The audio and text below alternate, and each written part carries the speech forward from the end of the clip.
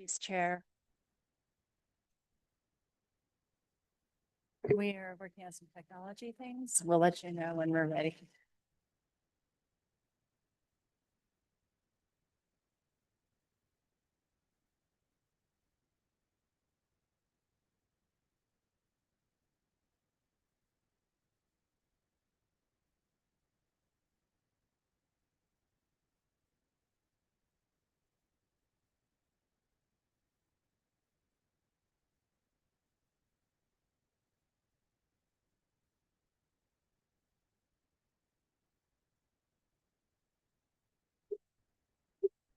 IT, please let us know when we are live. Madam Chair, we are live. Good evening, everyone, and welcome to this meeting of the Historic Districts Review Board. Today is May 13th, 2025. This meeting is now called to order. Roll call, please. Madam Chair Rios. Here. Vice Chair Bienvenu. Here. Member Aguilar Medrano. Here. Member Degnan. Here. Member Mather. Thank you. Member Cherry. Here. Member Beechen. Here. Madam Chair, you have a quorum. Very much, Miranda. Are there any changes to this evening's agenda? Chair Rios and HBOARD members, yes. Item 12, next meeting will be held at the Convention Center, May 27th in Ballroom B, 201 Marcy Street. Is there a motion to approve the agenda? That's just amended. So moved. Aguilar Medrano seconds. All those in favor of this motion, say aye. Aye. Aye. Opposed, say no. Motion is adopted. We have minutes of April the 8th, 2025. Changes to this minute. Member Benvenu. Thank you, Madam. Thank you, Madam Chair. This was April 8th, correct? Yes. On page 15, 1/3 of the way down, where paragraph that begins acting Chair Bienvenu. Second sentence states, even if property is not publicly visible, it is still considered part of the streetscape. Add the words district and before the word streetscape. The next sentence says the status does not determine what can or cannot be done. Add the word conclusively between not and determine so that it reads the status does not conclusively determine what can or cannot be done. That's all I have. Thank you. Any other members have changes or anyone on staff? If not, do I hear a motion to approve? I move to approve the minutes as amended. Second. All those in favor of this motion, say aye. Aye. Aye. And opposed, say no. We have one finding of fact and conclusions, findings of fact and conclusions of law. That's December the 10th, 2024. Changes to this. That's 710 Canyon Road. Any changes? It appears there are no changes. Is there a motion to approve? I move to approve the findings of fact and conclusions of law for case 2024-009479 HDRB. Second. All those in favor of this motion, say aye. Aye. Opposed, say no. Thank you. Matters from the public. Is there anyone in this audience that wishes to come forward to the podium and speak on anything related to HBOARD? You may come up right now.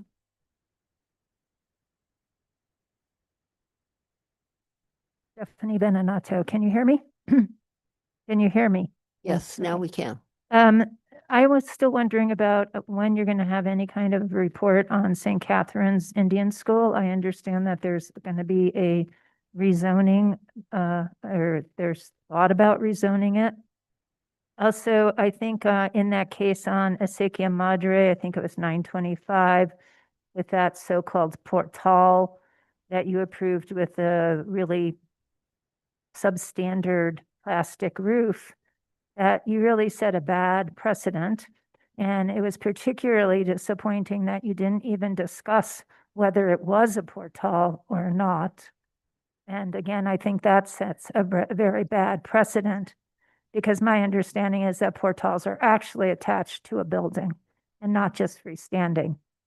And the other thing I want to bring to your attention is that although at another property on Upper Canyon, I believe it was, you talked about, not being able to see a skylight. But over a year ago, I brought to your attention that 300 Galisteo Street, the hotel that I think it's called El Sendero, I might not have that name right, but it's right across from the State Land Office, and the Georgia O'Keeffe Museum at a minimum, all have HVACs, huge HVACs that are totally visible from the street. And so far, nothing has happened about that. So I kind of wonder when there'll be some enforcement of the idea that they're supposed to be screened. Thank you. Thank you, Ms. Beninato. Next. Members of the HBOARD Chair, my name is Rick Martinez. I'm here tonight because I stood here last year at this almost the same time to talk about a camera that was installed over the gazebo or the bandstand. I like to call it the bandstand, and it was up. We raised public raised an outcry, and they took it down right away before I guess anybody could see it. Now it's back up, and they do this without any public review, without any word from you guys, without you guys whether it's good. It's a permanent fixture on the plaza, on the gazebo. To me, I think that is not the right thing to do. You should have public review. You guys should even be able to sign off on this, and why you're not be able to sign off on it, and why a special department in the city gets to avoid talking to the HBOARD about this. You guys approve everything that goes on in the plaza, I think. Is that true? I don't know if that's true, but I hope it's true, because it's really important. I've been volunteering for many years on the plaza. Actually, last night I finished restaining the floor in the bandstand to make it really good. And I hope we'd like to have the bandstand looking good for the summer shows that we have. But when you have a camera sitting up there, musicians don't want to see that camera up there. People in the audience that are attending these concerts don't want to see a camera staring down right at them, especially if it's right dead center in the middle of the gazebo or the bandstand, like I call it again. But who do I go to ask, how do we take this down? We've checked the house, but no one else doesn't want to do nothing. It's just really a shame that these departments get to go do whatever they want on the plaza, and then when the public has to do changes for anything or want to do something in a public place, they have to come to you to get it done if it's in the historic district. So once again, you guys are being ignored, and I can't figure out how that happens, why it happens, or unless you guys approved it and didn't tell us. So that's just my thoughts here too. And one more thing, I wish you guys could have a better preview on the acequias that are around town, especially west of St. Francis Drive. They're being destroyed, and no one's looking at those. I know you guys don't have nothing to do with the acequias, but they're historic acequias. They were part of the archaeological review. Remember when the developer came in and destroyed it? But there's nothing that's happening. There's no penalizing developers who are doing this stuff. I think our city's going in the wrong direction for preservation, and we need more people to stand up to help do that. So I thank you. Thank you, Rick. And Heather? Thank you, Chair Rios. Well, thank you, Rick, for letting us know about that. I will reach out to the Parks Department as well as others to find out what happened there, and hopefully, like last year, it'll get removed. Because that's something we would object to. And then with reference to acequias, we applied for a grant for an update to David Snow's 1989 acequia study, and with the aim of preserving them. And we will have that, and the Archaeological Review Committee has dedicated some funding to it as well out of their discretionary fund. So it's probably not moving as fast as we would want it to, but it is on our work plan.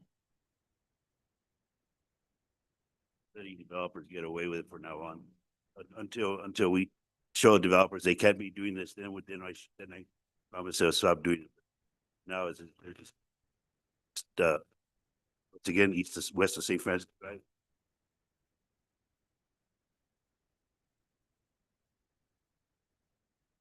Well, hello, my name's Elizabeth West, and this just reminds me again how lucky we are to be in a country where we still can speak up. And I really appreciate being able to do this with you all. I kind of agree with Mr. Martinez, but it sounds like he's doing the right thing, mentioning it. And I don't think it's an excuse, but it's an explanation that you can't be everywhere. Are you hearing me? I'm sort of not hearing myself, but maybe that's refreshing. I am here because of a funny reason. I'm a retired librarian, so you'd think I'd have something better to do than to study chapter 14. But that's what keeps me up at night occasionally. That's not the only thing. I'm just going to read you one part of it that have been learning about. And then I have a handout, if it's okay, of things that I think are interesting about chapter 14.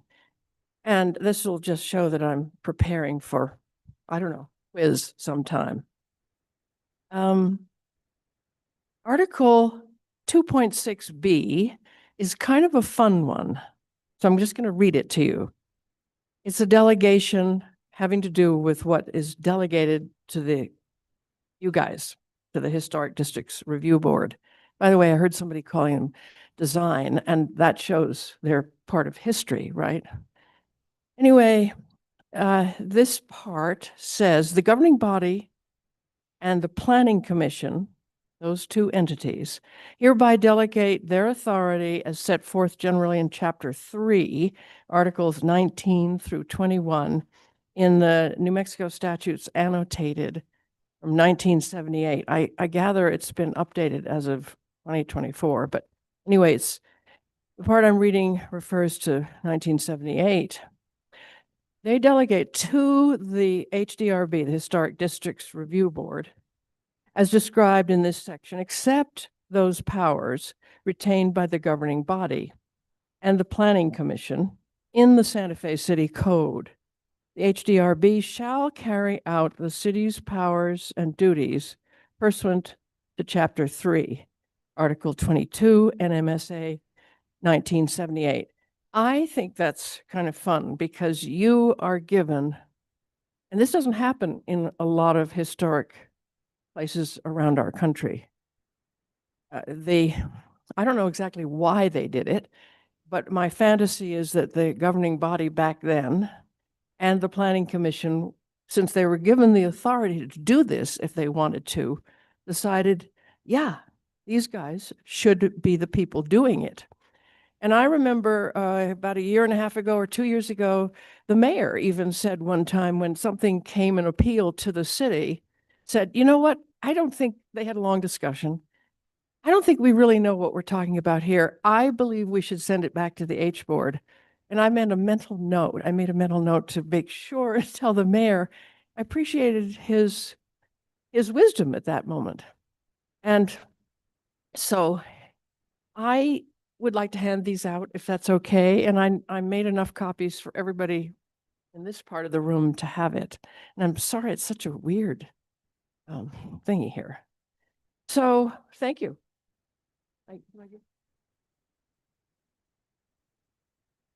I put my name and my email there, and I think one of those might have a coffee stain on it, but if you got that one, that's. We'll forgive you, Elizabeth. Okay, thank you very much. So Stephanie, Rick, and Elizabeth, thank you for taking time from your busy schedules to come and make your concerns known.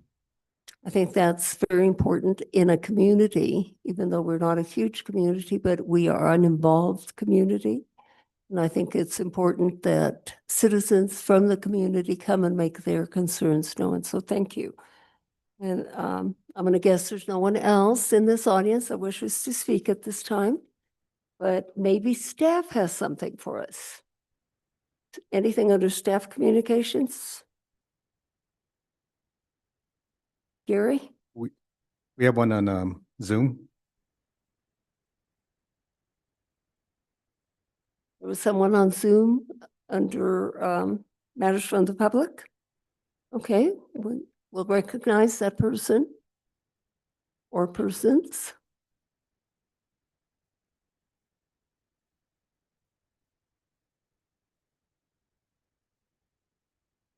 Just one moment.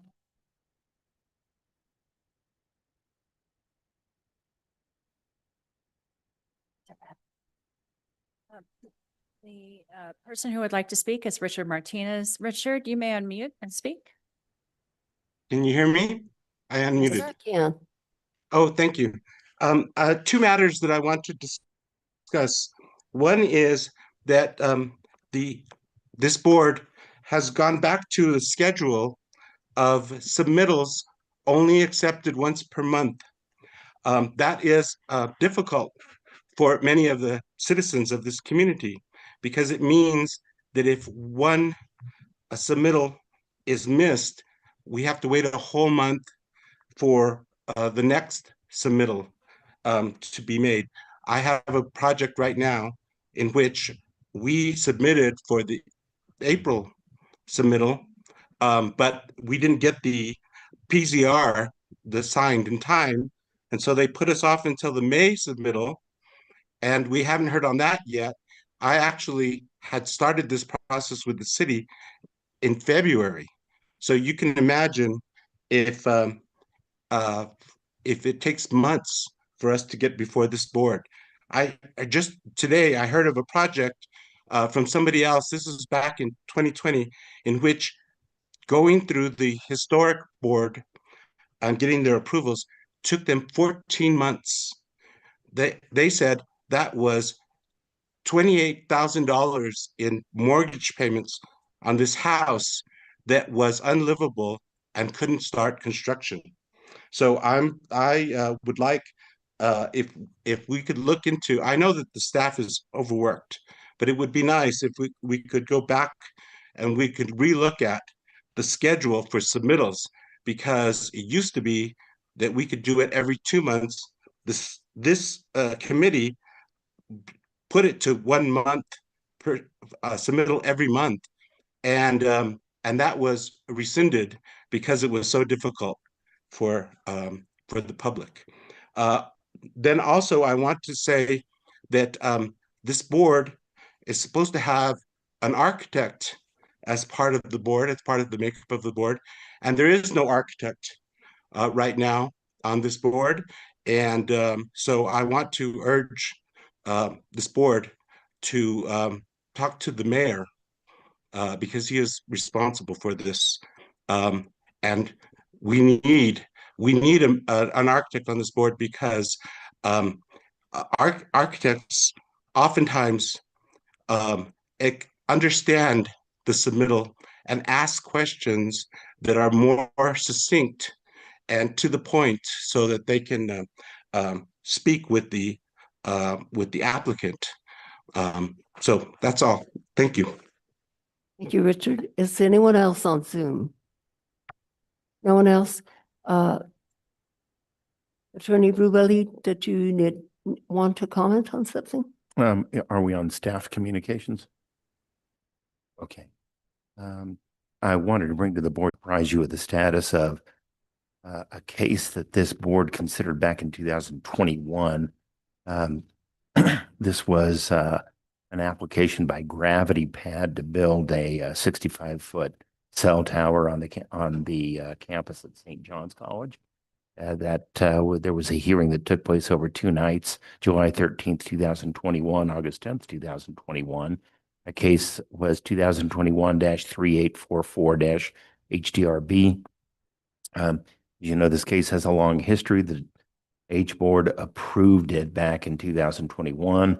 The neighborhood, the Upper Camino de Cruz Blanca neighborhood, filed an appeal, which the governing body refused to hear because the appeal was filed beyond the appellate deadline for land use appeals. The neighborhood appealed it to the district court. The district court ruled in favor of the neighborhood. The city attorney's office tried to appeal that to the Court of Appeals, but the Court of Appeals declared our petition to be a non-conforming petition for certiorari. And there are some very technical differences between a petition for certiorari and a notice of appeal. We appealed the dismissal to the New Mexico Supreme Court. The New Mexico Supreme Court denied hearing that matter. So it had to go back to the governing body for there to be an appeal hearing on it. But in the meantime, And my communications with the president at St. John's College, Mr. Sterling, and his administrative staff, they have indicated they no longer wish to pursue the construction of the cell tower as it was designed by Gravity Pad. And they also have indicated they no longer have a contract with Gravity Pad Partners LLC. So therefore, they would not be proceeding there was no need to proceed with the appeal to the governing body. I indicated to them that if they because they're unwilling to proceed with the appeal, if they want to build another cell tower, they'll have to come up with another design, or if they want to proceed with the same design, they'll have to go back to the HDRB for another hearing. So it appears at this time that cell tower will not be built as it was planned and approved by this board back in 2021. They indicated that they may work on a redesign after they complete a capital campaign that they indicated will take them through the end of this year or later on this year. Thank you, Frank. Anyone else on staff wishing to inform us on anything? Gary? Yes, Chair Rios and members of the board, just wanted to remind you that the 2025 Santa Fe Historic Preservation Awards will be this Thursday at 5:30 at San Miguel Chapel. Okay. And the public is invited to those, to that. Anything else? Yes, Heather. Thank you, Chair Rios. Just as a point of information, for 614 Paseo de Peralta, it was scheduled last month, May 30th, I believe, April 30th, City Council meeting. And it was late in the night, and the applicant decided to postpone. So it was postponed to June 11th, and in consultation with city attorney and the applicant, due to conflicts, it will be heard at the June 25th, 2025 hearing regarding 614 Paseo de Peralta, the decision to deny by the HBOARD the proposed approximately 6-foot fence, coyote fence at the front of the property. Then the next thing is a preview of things to come in Green Building Code is going through the process for adoption for an update. This is relative to the building code more than it is to our code. But as we hear, proposals and the like, I thought it would be good for this board to know about the components of the Green Building Code and what may or may not impact historic buildings. So there will be an educational session on that next time. Also coming your way is a copy of the disposition report and the code update for the land development code. We will be providing an educational session and discussion session next time on May 27th to review the changes and to discuss any potential concerns. That's not the ultimate date where the HDRB has to make a recommendation. That is the date where we're introducing it to you, although you'll have a copy in advance. I'm sending it to you tonight. And just got the final disposition report. So what the disposition report does is it outlines what changes have been made, and it's a matrix. So it makes it a little simpler instead of going through every word, but you're of course welcome to go through every word if you want to. I think member bienvenue. Just kidding. So anyway, we're looking forward to your comments and input on that. It will be introduced at the City Council on May 28th. And then on June 10th, when it will come to this board for review and comment and a recommendation. The hearing will not occur in the final hearing because we have to go through boards and commissions and committees like the Planning Commission and the different subcommittees of the council. So the anticipated adoption date would be July 30th. So, it's really important to provide this board plenty of time to conduct their review. I think we've come up with some good solutions. And if at any time you have a question, please feel free to reach out to me or Maggie Moore. Where Daniel Alvarado, who was managing that project, left to another position in Mountain Village, Colorado. So we are the two of us managing that project for now to get it through that phase one. And the anticipated start date of phase 2 will be concurrent with the update of the Santa Fe Forward General Plan. And the first open house for the Santa Fe Forward General Plan is scheduled from 10 to 2 on June 14th, 2025, at the Midtown Higher Education Center. So additionally, we'll be working with the Technical Advisory Committee, and we are making some final decisions on community partners so that these organizations can also do some outreach as partners for the Santa Fe Forward Plan. And that concludes. Heather, during this time, will we be able to hear from the public? Or is it just HBOARD input? So the next meeting where we're going to present in a study session format, certainly it's the pleasure of the board to allow for public comment. It's at the end of the agenda because it's going to be sort of a, I imagine, lengthy discussion. I don't want to let applicants get their cases heard before we do that. So it's up to the pleasure of the chair and the board as to whether you want to allow public comment at that point or whether you want to wait for the formal hearing. Thank you. Anything else? Thank you. That's it? Okay, we have nothing under old business, and we have 7 cases under new business. The first case is located at 815 Dunlap, and I'm going to guess that the applicant is here. Chris is here, and that is Lanny's case. Lanny, you have the floor. Please let us know about this case.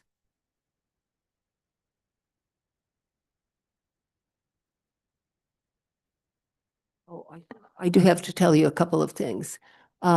If you're a member of the public that is wanting to comment on particular cases, not if you're the applicant or the owner of the property, but if you're a member of the public that is just wanting to comment on any case, you are welcome to do so, but I'm going to limit you to 2 minutes. And if Miranda can help me on that, that would be great. Also, if anyone here disagrees with the decision that this board renders this evening, you do have the option to appeal to the city council.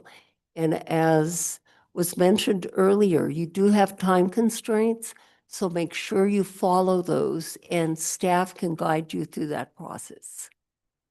Thank you. Lanny, you have the floor. Good evening. This is case 2024-10291, HDRB for 815 Dunlap Street for a status review. 815 Dunlap is on the north side of the road between South St. Francis Drive and Ambrosio Street. The 1,360 square foot single family residence is listed as non-contributing to the West Side Guadalupe Historic District. The 2 accessory structures in the rear of the lot have not been assigned a historic status.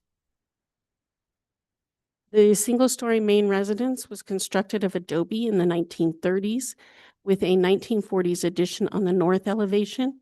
The 1940s addition appears to have been constructed to have interior access to the basement. A solar greenhouse was constructed sometime in the 1970s, 1980s. We haven't pinpointed the date. On the south elevation, this greenhouse addition created a door where there was once a window. The residence is designed in a flat parapet with deep undulating points that conceal a low gabled roof. It originally had vigas which protruded on the west elevation, which were removed after 1985. There also is evidence of the bathroom window on the west elevation being altered and the infill of a northeastern window after 1985. The windows all have concrete lug seals. For the most part, the windows are wood windows with 1 vinyl window centered in the west elevation and 1 steel casement window on the north elevation. The 1940s addition does not maintain the deep undulated points or the canales. It also has never had protruding vigas. The windows are higher on the structure than those in the 1930s construction. On the north elevation of the addition, there appears to have been an overhang or cover of some sort attached above the door, which has since been removed. The 1940s edition does have the concrete lug windowsills, except for the window on the northeast corner next to the door. This window is not inset and appears to be a newer installation than the other windows. In the northwest corner of the property sits a 600 square foot wood frame garage structure with board walls, a pitched corrugated metal roof, a roll-up metal vehicle door, and a pedestrian door. According to the 2025 HCPI, this structure may have started as a gabled roof building shown in the 1950s aerial. The structure now extends the length of the rear lot and connects to the other outbuilding. In the northeast corner of the property sits a 400 square foot adobe flat roof accessory structure. The building has gray coat stucco with a single light window and a plywood door. The building was constructed in the 1950s as indicated in the 1925 HCPI aerials and retains its original footprint, though the garage storage structure connects to its western side. There are no case files in the Historic Preservation Division for this property, except for the single 2016 administrative approval, which approved the 48-inch high coyote fence with pilasters that encloses the southeast portion of the lot in front of the residence. The applicant is requesting a status review with primary facade designation, if applicable, for the residential structure, the garage accessory structure, and the storage accessory structure.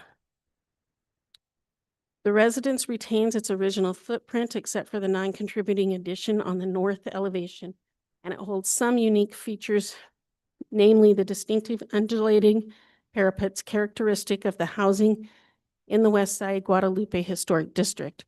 Deep inset canales and most of the historic windows are still present. Sophia O. Sanchez subdivided the property in 1933, officially creating the Sanchez subdivision. This is the first known Santa Fe subdivision created by a woman. This lot was subdivided off from the original lot and was deeded by Sophia Sanchez to her eldest son, Blas Jr., who built this residence.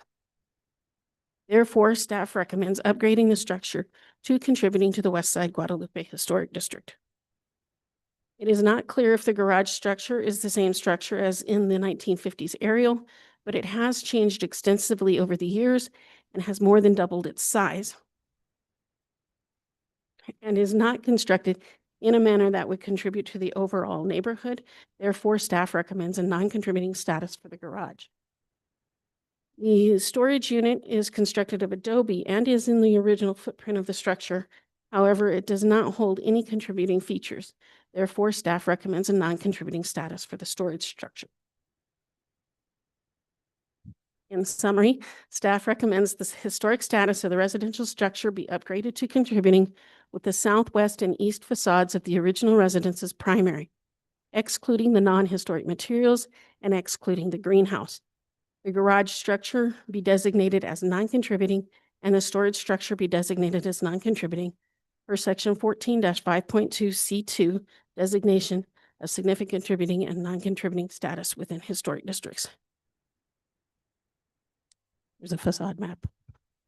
Thank you, Lanny, for your report. You indicated the primary facades are you were recommending the south and the east? South, east, and west. Oh, and also west. Okay. Thank you. Board members, do any of you have questions for Lanny at this time? There's not. Applicants, please come forward. Chris, you'll need to get sworn in. Hello. Please state your name and address for the record. Christopher Purvis, 518 Old Santa Fe Trail. Do you solemnly declare and affirm that the testimony you have in reference to this item shall be the truth and nothing but the truth, and do this under the penalties of perjury? I do. Thank you. Madam Chair, he's been sworn in. Thank you. Madam Chair, that was a very complete report. You agree with that? And you agree with the recommendation? Yeah. And you have nothing more to add? Okay. Let's see, board members have questions for you. None? Anyone from the public wishing to comment in reference to this particular case? If so, come forward and you will need to get sworn in. Please raise your right hand. State your name and address for the record. Stephanie Beninato, PO Box 1601, Santa Fe, New Mexico. You solemnly declare and affirm that the testimony you have in reference to this item shall be the truth and nothing but the truth, and do this under the penalties of perjury? Yes. Thank you. Madam I Clerk, just please want to swear. say I agree with the staff report, and I think it would be a good decision to preserve this building. Thank you. Thank you. Anyone else? No one else? I will entertain a motion, please. Vice Chair Benvenue. Thank you, Madam Chair. Thank you for the presentation, and thank you, applicant, for your willingness to agree with the recommendation, which I also agree with. I thought it was quite straightforward and well presented and well-founded.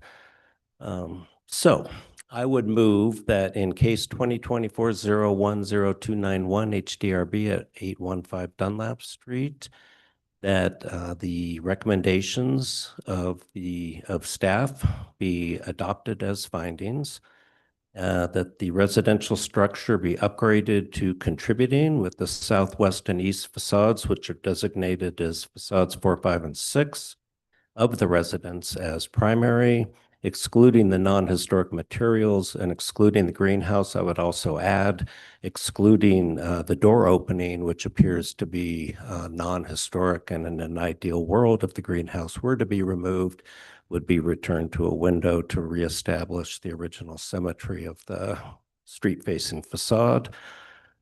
The garage structure be designated as non-contributing, and the storage structure also be designated as non-contributing. Do I hear a second?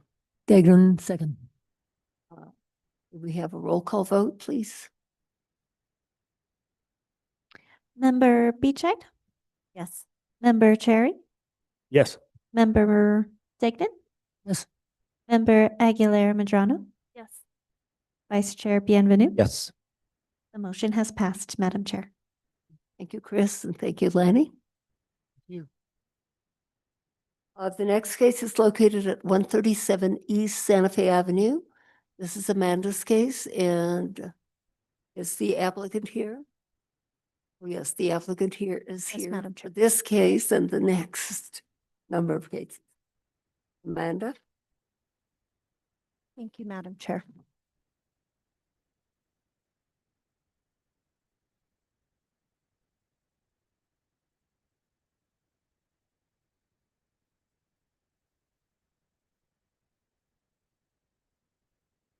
There we go. So this case is 2025-01-0331 HDRB, located at 137 East Santa Fe Avenue in the Don Gaspar Area Historic District. This case we're going to break down in three different sections. So first we have the primary residence, which is contributing status. The next, a garage, which is also designated currently as contributing, and a east yard wall that does not have a designation at this time.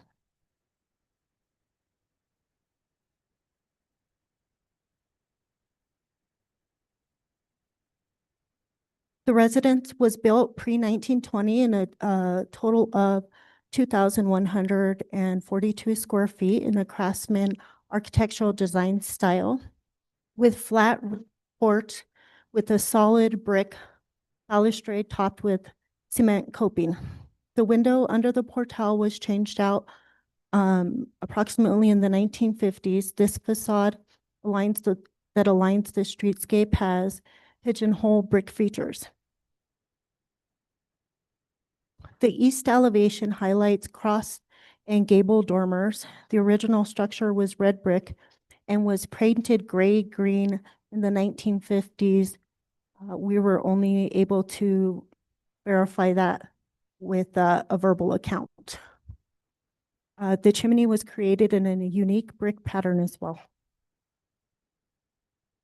The west elevation has 10/1 and 8/1 windows and continues the pigeonhole brick design features. The mudroom addition is 108 square feet and it's located on the north facade with with a basement entry, which is the smaller door on the bottom, and it has the basement goes under the mudroom and throughout the house. So our second structure is the garage, and that was built approximately in the late 1940s, early 50s in a Pueblo revival design style. Staff is recommending keeping this contributing status with the south as primary, excluding the garage doors.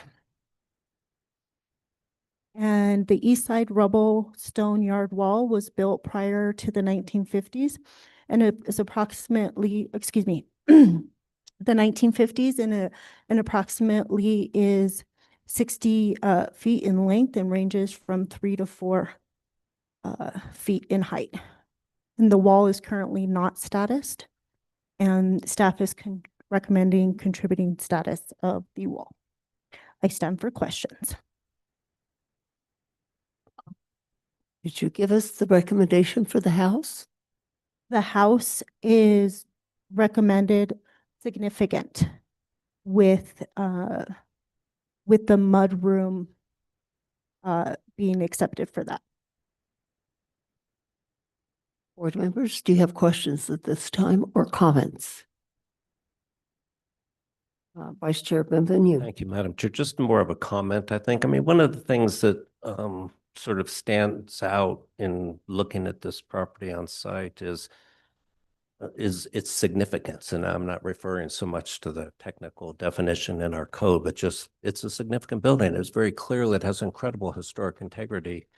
The question sort of becomes, you want to preserve it, you want to protect it. Is it a significant building with some exclusions, which is somewhat unusual? In fact, I don't think I've ever seen that on the time I've been on the board, but I don't know why that would be prohibited. Or alternatively, is it a contributing building with all of the facades designated as primary, with the exception of that back addition that you've excluded from the significant status recommendation? I think either way would be fine and accomplish the purposes, but in looking back again at the HICP, I think it's more appropriate to do what you are recommending, which is the significant status, because I think it's significant not only for its presence as a extremely well preserved building from that era, but also has significance with its associations with the people that lived in it, particularly Cleophas, who was an important figure in New Mexico history and built the house, or at least his son built the daughter, maybe. One of the children built the house. And then there was the Shia family that owned it, with jewelry stores in town that are also part of the business history of Santa Fe. So I would be inclined to accept the recommendation of significance for that additional reason, because of its associations, in addition to the fact that it could just be a contributing building with lots of elevations preserved. I guess the other thing, I think the color is also important to protect. It's not the original color, but you just said that you have oral evidence that it is from the 50s, which would mean that it's been present for 75 years potentially. With that very distinctive color, I think that's important. Our code recognizes that changes to a historic property that have become historic in their own right should also be protected. So I would, if we do follow those recommendations, which I agree with, I would just hope that the board also calls out in particular the color, as well as the asphalt roof, which I think is important as well, especially considering that We've seen some of these roofs in this area being replaced with highly reflective and, in my mind, not harmonious roofs. So I would like to see the asphalt roofing protected as well. The only other thing I was going to mention is that I also think there's some importance to this building in the way it interacts with the building directly to the east, which appears to be constructed probably at the same time by the same builder, has very, very similar details, and is also has incredible historic integrity and is extremely well preserved. So I think the two of them have a synergy between them that's very important to protect as well. Those are my only comments for now. Thank you. Thank you, Vice Chair Benvenu. This is a wonderful example of a bungalow craftsman style building. It really is. And as we that live here in Santa Fe know that in this neighborhood, there are many of those style buildings. You know, this is very different than the Pueblo Revival buildings. You have different style buildings that have that denote a certain period in time and that are pitched roof. And this is a very good example, and I agree with Vice Chair Benvenu's comments. Other members of this board have comment at this time? Member Vijay. Thank you, Madam Chair. I have the same initial reaction as Member Bienvenu about the exclusion on a significant designated building. I think there are other very similar bungalow style buildings with mudrooms on the back, maybe even on the same street. And I'm just curious if staff has researched the status of those. I don't recall, I don't think that those were also significant because I remember approving some changes to the backs of those houses in some cases. I just want to make sure that we're being consistent in our application of the significant status. I agree it's a wonderful example that is deserving of preservation. I just want to make sure we're not overstepping and designating one very similar house as significant, whereas another as contributing. Thank you. We do not have, or I do not have information about other structures in the neighborhood, but I can tell you this mudroom was built probably approximately late 40s, early 50s. So it is still historic and has historic significance. And I believe taking it from contributing to significant status was also based on the people who live there, the people who built it, all of that was taken into consideration to not just the mudroom. So I don't know if there was a way to status that differently. But just to be clear, in your recommendation, you're suggesting that we exclude the mudroom From the significant status.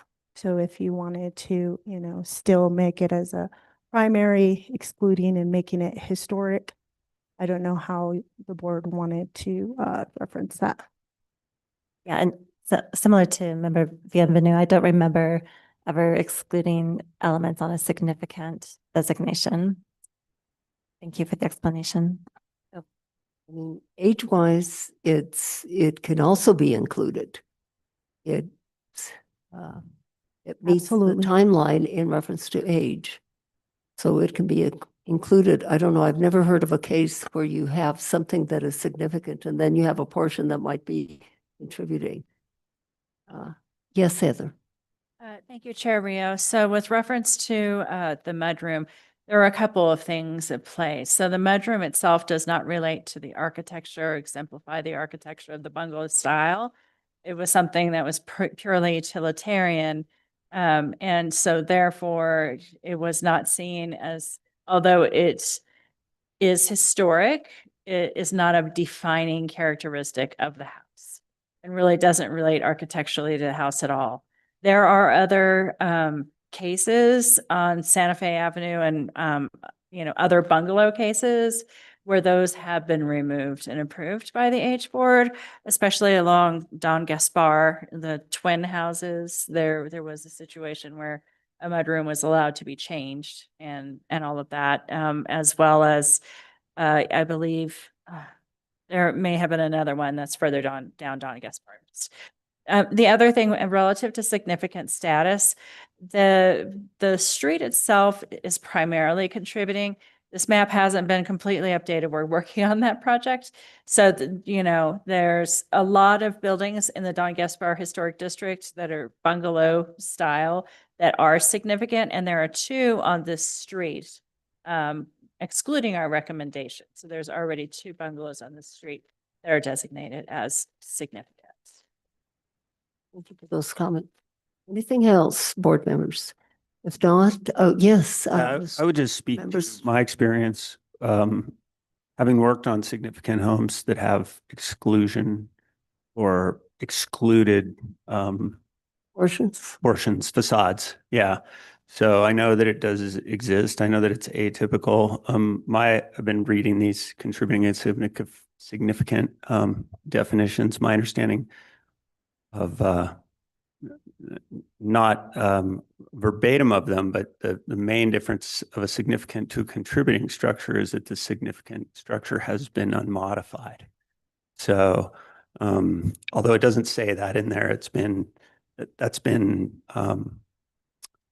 enforced, I guess I would say, in the past. In my experience, that's a reason for something to be significant, is that it hasn't been modified. However, the mudroom's kind of unique because it's basically an addition. My assumption is the brick wall behind it is the potentially significant portion of the structure still exists there.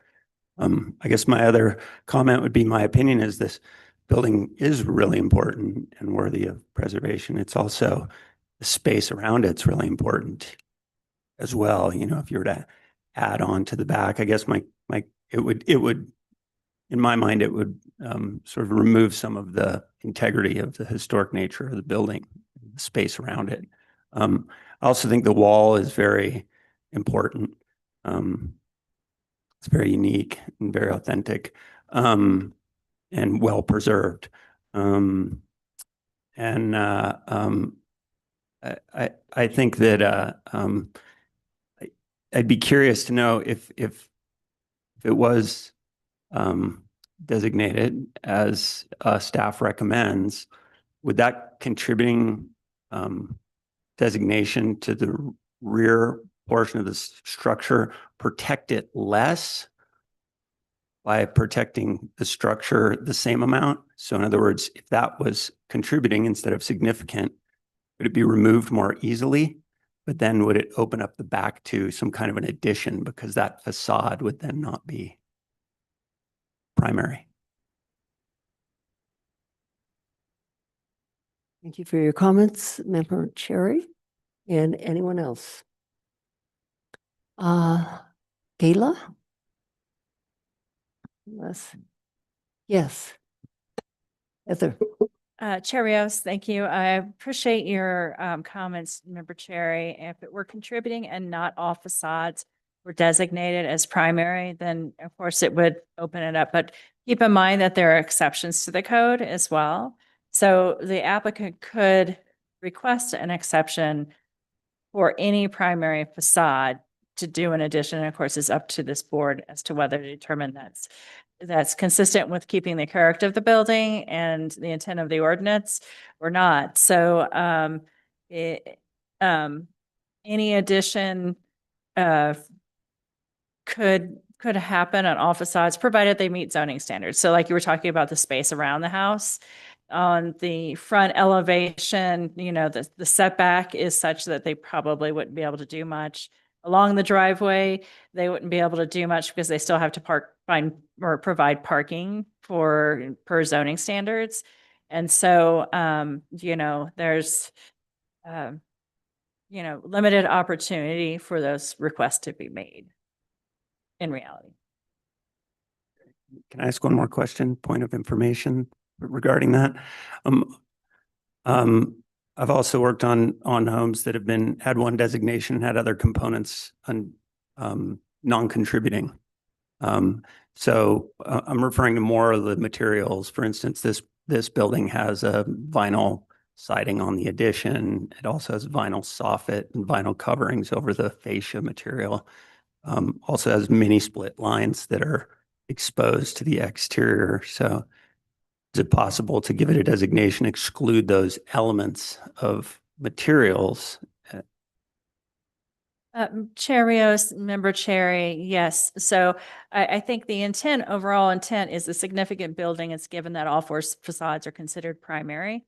And it's sort of similar in the vein of, a primary facade, given that this north facade is going to be primary if this is designated as significant.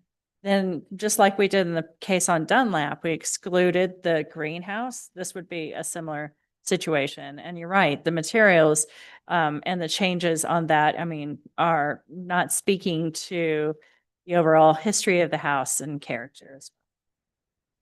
Thank you. Any other questions or comments? None? Now we can hear from Gayla. Can you please raise your right hand? Will you state your name and address for the record? Thank you. Do you solemnly declare and affirm that the testimony you have in reference to this item shall be the truth and nothing but the truth, and do this under the penalties of perjury? Thank you very much. Madam Chair, she's been sworn in.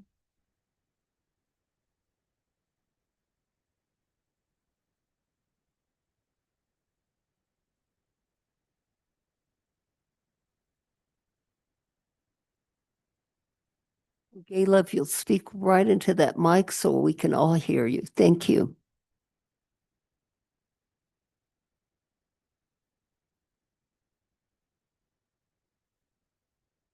It's off. Oh. Yeah.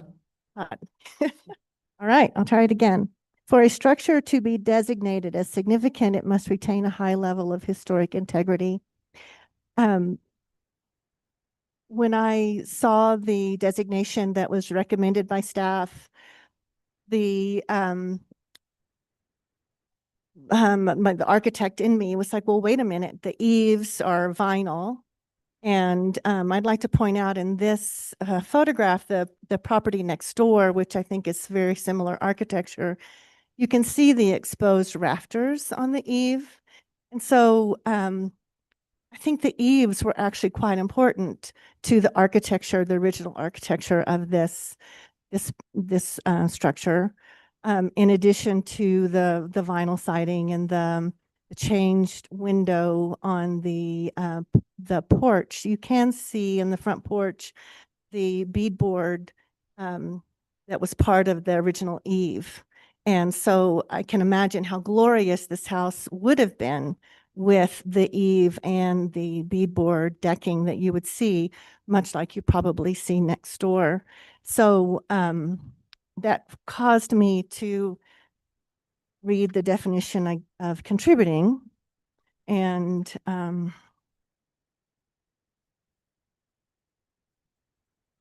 structure located in a historic district approximately 50 years old or older that helps to establish and maintain the character of that historic district. Although a contributing structure is not unique in itself, you can see the neighbor in other parts of the neighborhood, it adds to the historic associations or historical architectural design qualities.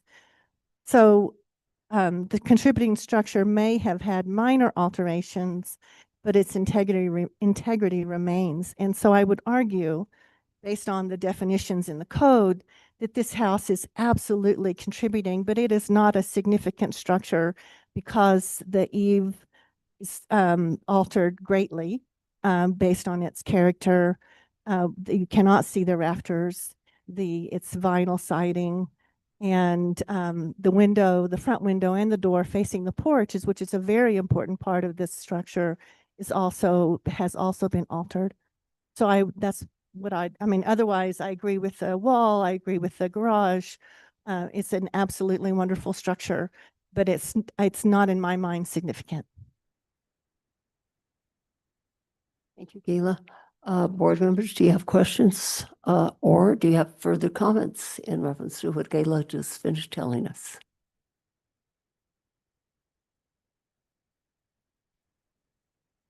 They're thinking about it, and while they're thinking about it, I'll ask for public comment.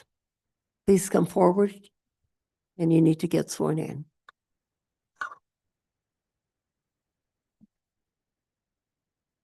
Hi, can you please raise your right hand? State your name and address for the record.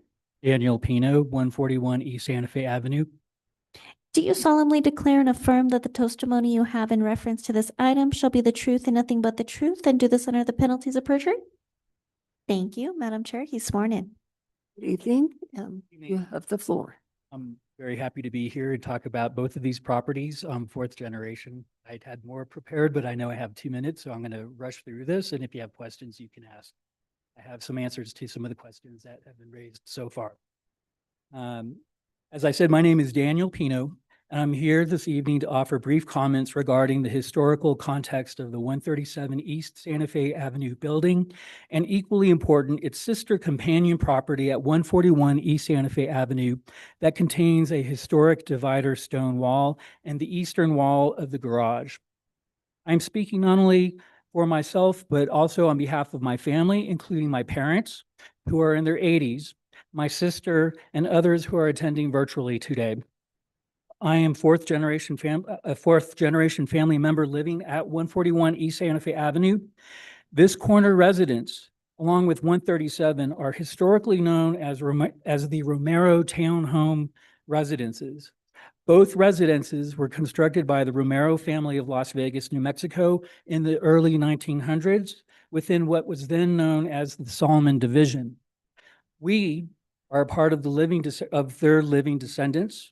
And growing up at 141 East Santa Fe Avenue, that led me to study art and architectural history in France at Oberlin College and also at the University of Texas at Austin, where I focused on the Beaux-Arts from the École des Beaux-Arts movement, also arts and crafts movements within the United States and the UK, and also the American craftsman bungalow styles, which both of these homes are incredibly, that was the style that they chose at the time. So our family has been part of the Santa Fe Avenue from its earliest days, and we intend to continue as stewards of this legacy for generations to come. We agree that the divider stone wall is historic and that the eastern garage wall located also on our 141 property lot should be considered as contributing to Santa Fe's history, and we will preserve and maintain it as we always have. I have answers to some of your questions as well. I'll see if they have any questions, but I'd like to just thank you for coming forward. Thank you. And I always love me being a longtime Santa Fe, born and raised here. And on my mother's side, we go back, way back. Yeah. And so I'm very interested in hearing from multi-generational people that have lived here in their family homes for a long time. So I appreciate very much your comments. And so do you live in the brick, the one that was shown on the picture? I'm the fourth generation. Okay. I can say that the home which when I grew up was the Shea home, and I knew them very well. In fact, they tried to force us, or not force us, but convince us over and over again, very persistently, to paint our house green in the same color that they did, and we resisted. So on our property, we have resisted everything. That wall, we also have kept it in the exact same condition. We've maintained it. We have no plans to change it. In the 50s, and I've submitted some pictures of my father standing by the garage. That wall went all the way back to the rear of both properties where the Pino Arroyo, named after our family, along with the Pino Road across from us on Weber Street, that flowed and still flows behind both of the properties. The rock wall went back to the Arroyo to the end of the Solomon Platte property line, and in the early 50s, the garage already existed, but Mr. Shea wanted a Cadillac, so he decided to knock down the wall when my grandmother was away running her businesses. He knocked down the wall to extend his garage. She was a widow, so she did not fight it at the time. So since that time, we have maintained that eastern wall of that garage, including 2 years ago when it needed to be restuccoed. We paid to have that eastern wall restuccoed. It's that important to us. It's a Pueblo revival style. Yeah, I've dedicated a lot of my life to studying architecture, and so it has not just personal meaning to me, but it's also part of our national heritage as well. Thank you. Thank you very much. Stephanie, if we have any questions, Mr. Pino, just stand by. We'll ask you.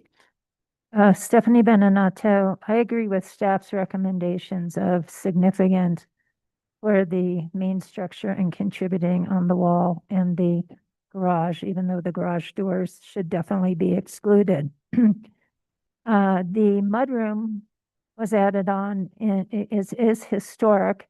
And the ordinance does say that, you know, you're allowed to change so that you can continue to live there.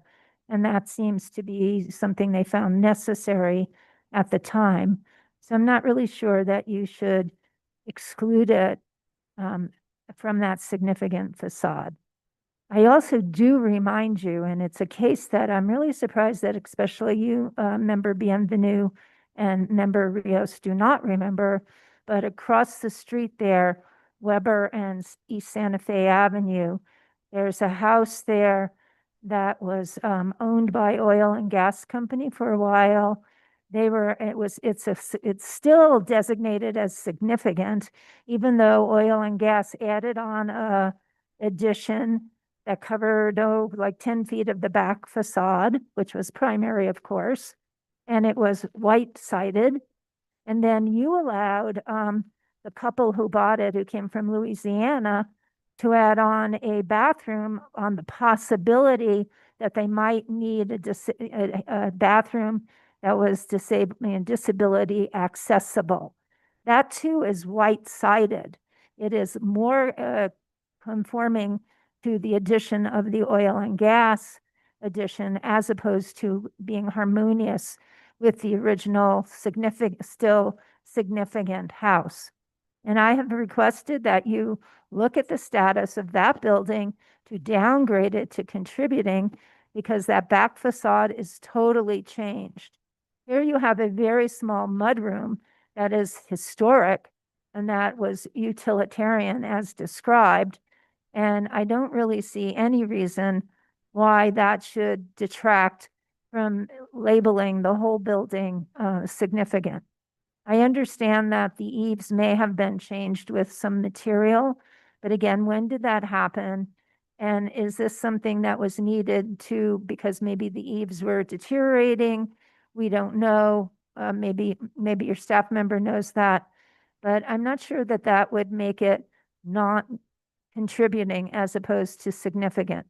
So I hope you do preserve the main house as significant, not only because of its integrity, but also because of its history. Thank you.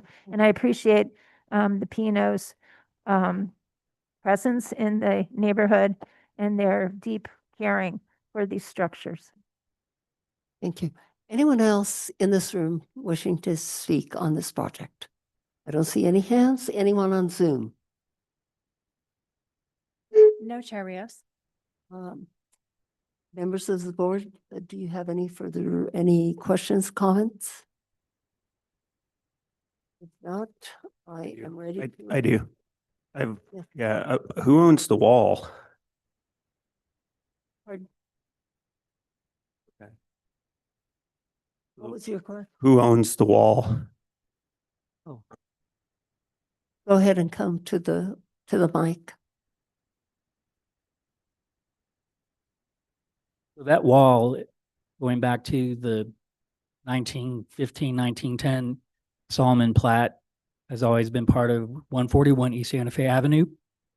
Both homes were built by the Romero family as townhomes. They were ranchers and worked as merchants as well.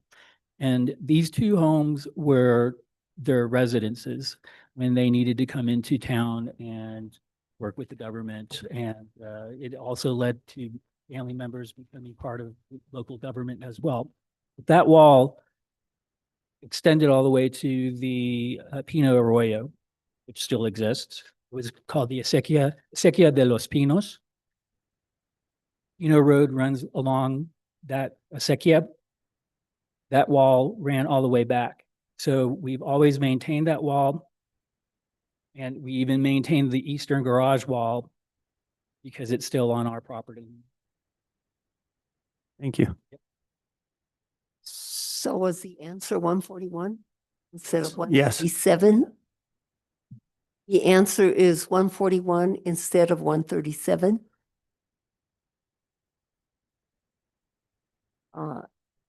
So are we looking at that wall this evening, Heather? Yes, the wall staff is recommending contributing for the wall.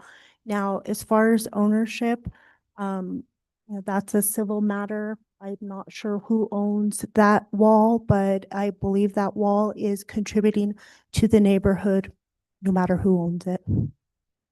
Heather? Yes, Chair Rios, I'm looking at the lot of record for this particular tract. And the rock wall seems to straddle a property line, and a portion of it does go into 137 East Santa Fe Avenue. Maybe we can postpone consideration of that element, make sure that there's agreement with the adjacent property owner for these folks to act on their behalf for the designation of the rock wall, since there is a portion that does go on to the adjacent. Board members, it looks like we are ready for a motion. Let me hear from someone. There's many of you here. Make a motion if no one else wants to. Vice Chair. Thank you, Madam Chair. So I'm just based on the discussion we've been having and going back and forth amongst the board about this issue about how to handle the mudroom.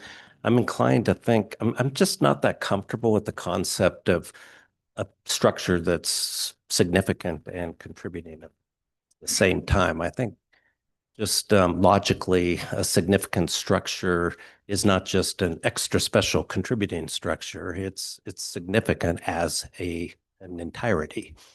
And in this case, I think that is true, even though we're recognizing that there are some accretive changes that have been made, some of which are perhaps less important, but I don't think that makes them contributing versus significant, particularly, as I said before, because of this residence having larger significance, its association with the people that built it and lived in it, and its association on the streetscape, the entire subdivision and the house directly adjacent to it, the acequia that runs behind it, generally speaking, the entire district that is located in, and particularly that section of that district. So the motion I will make is that in 2025-01-0331 HDRB 137 East Santa Fe Avenue, that findings be entered, that this property, the residence satisfies the definition of a significant structure under the ordinance for the reasons stated, while recognizing for future purposes that the mudroom addition in the back was a separate addition at a later time, though still historic, and that factor may be taken into account in any request for exceptions that may come before the board in the future. Secondarily, that the garage maintain its contributing status with the south facade designated as primary, excluding the garage doors, and that the east yard wall be designated as contributing if in fact it's on this property, and if in fact we have the authority to make that designation here. Just strikes me that if it's not on this property, the notice procedure may not have been adequate for a designation of that wall, but if it is, then I would designate that as contributing as well. Do I hear a second? Gagnon second, as long as I don't have to repeat that motion. You do not. Thank you. Does anyone need to add anything else? Yeah, I'd like to make a friendly amendment. Yes, Member It- Terry. excluding the vinyl siding, fascia, soffit, and the mini split lines. Yeah, thank you for that. I meant to exclude those, and I also recognizing that I believe one of the windows on the street facade is it non-historic? Perhaps let me ask staff on that. Are they all historic, or is one non-historic? The window that's under the portal Right. seemed to be changed out into the 1950s, so it is still It's still historic. historic. Okay, well, so that would remain part of the designation, but with an understanding that that is not original to the house, but it is still historic. And so and that amendment is accepted as friendly. I think there's one. Member Beach. Thank you. Just point of discussion. I just think that the nature of this conversation where we have so many questions about what was original and what wasn't and what should be included or excluded just indicates that maybe this does not rise to the level of historic integrity that we normally associate with a significant structure. I think especially the argument about the eaves is particularly compelling in my mind, but I would be more in favor of designating this as contributing with like three facades designated as primary. There's changes to 3 of the 4 facades, and one of the changes obscures one of the facades in a way that I don't think is of the highest level of integrity. Some comments before we vote. Do you remember Beachside? Any other comments in reference to the discussion that is taking place?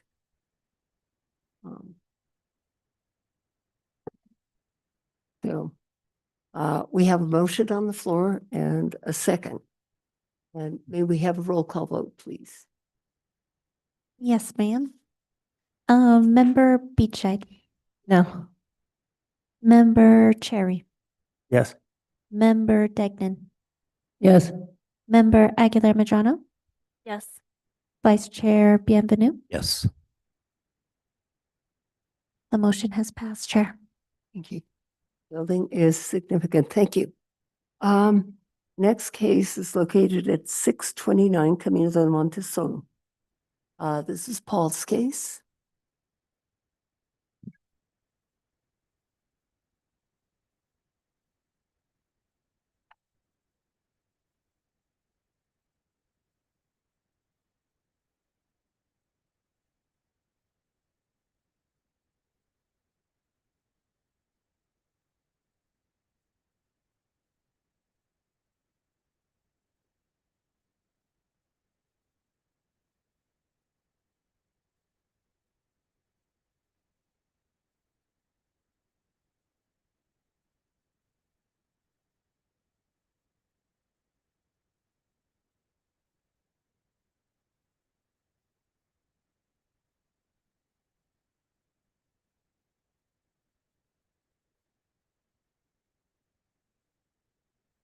Good evening, Madam Chair, members of the board, the audience. Thank you for all of you for being here. In case number 2025-010339 HDRB, the single-family residence at 629 Camino del Monte Sol is listed as non-contributing to the downtown and east side historic district. The structure is part of a residential compound identified as 623 through 629 Camino del Monte Sol, and in Mr. John Murphy's 2025 historic cultural property inventory HCPI survey report identifies the structure as being built pre-1958. Identification is through his aerial photographs. While the exact construction date is indeterminate, the 2,379 square foot structure was built in the Spanish Pueblo Revival architectural design style from adobe block and wooden viga construction materials, a flat roof with rounded parapets, and recessed doors and windows. Several additions and alterations were made to the structure in the early 2000s. All doors and windows on the structure are not historic, having been replaced in previous renovations. The original structure has been enveloped by these renovations and no longer holds the integrity of its original inception. The 2025 HCPI form identifies that 623 through 629 Camino del Monte Sol residential compound was established in 1988 per the plat map. Currently, all the structures in the compound are designated as non-contributing to the downtown and East Side Historic District.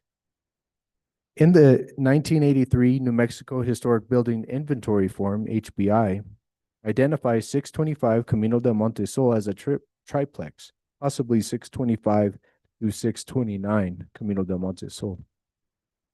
The structures are noted as being built post-World War II and in the Pueblo Revival design style. The 1992 HBI form records the date of construction from 1947 to 1992, built in the Spanish Pueblo Revival design style and being associated as condominiums. The 2025 HCPI form identifies that 623 through 629 Camino del Monte Sol residential compound was established in 1988 per the condominium plat. The compound comprises of 4 separate properties currently present today, identified as 623, 625, 627, and 629 Camino del Monte Sol. Currently, all of the structures are designated as non-contributing. So here we'll review the facades on this structure. Now, we only have 3 facades to look at. We have the south, east, and north. So what we're reviewing here, as you drive into the complex, and this road is uniquely situated as it skirts off the Camino del Monte Sol and heads east towards the mountains, and 629 is situated at the back of this private driveway. You come across this coyote fence gate, and you have that southern facade along that's associated with 625. So here we have that eastern facade or elevation. Here you have the opening door and the windows and the robust massing. Another view of the east facade along the driveway that drives you into the structure. Here in this bottom right corner of photograph, you have that southern facade. Here is the 2003 garage addition constructed in a Pueblo Revival design style and that opened portal. In John Murphy's 2025 HCPI form, he identifies that the initial construction of this property was pre-1958 as identified in this aerial map. And in 1966, it's established that we have that southern boundary wall established.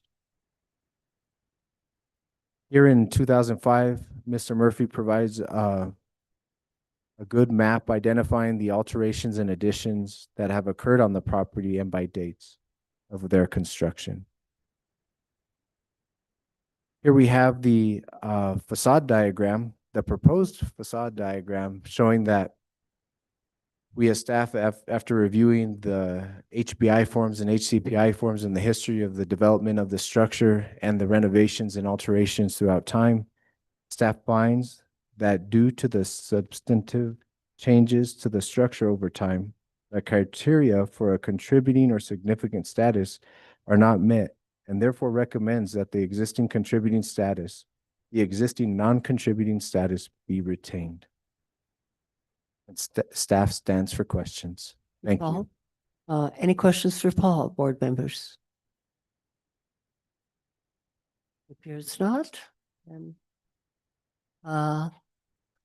looks like Gayla. You're popular this evening. It's not my fault. It is your fault. No, it was the staff, the zoning. This project was first submitted on February 9th to the HBOARD. And today is May the something. At any rate, you are popular. And Gayla, you can tell us anything you want, and if you agree or disagree. I do agree with staff. Okay, I do have something to say in reference to the signs that we put up. I think this was the when we went on the property, that we have to, everybody, applicants, you really have to pay close attention to where you put the sign, because your project can be postponed if that sign is not seen by the public and it's not in the proper place. So, staff guides you very intricately, I think, on how to follow everything, not only the sign, but everything else. So It was not on the fence when you were there? it was, what it was finally indicated that they could see it, but it was a bit away right from the front of the road. So anyway, anyone from the public wanting to comment on this? And Stephanie Bedonato?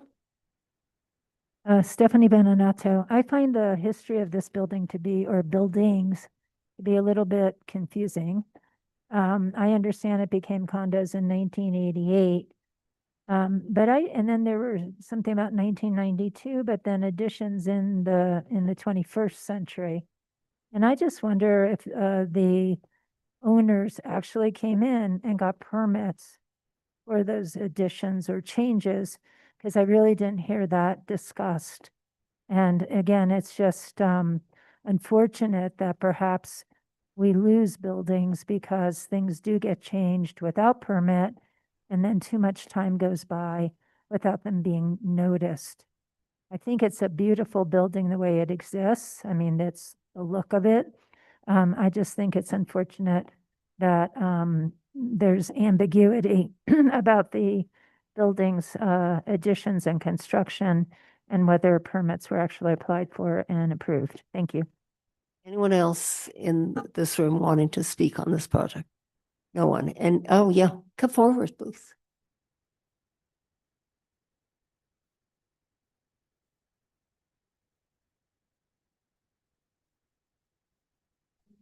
Can you please raise your right hand, state your name and address for the record? Stivers, 623 Del Monte Sol. Do you solemnly declare and affirm that the testimony you have in reference to this item shall be the truth and nothing but the truth, and do this under the penalties of perjury? Do. Perfect, thank you. Madam Chair, she's been sworn in.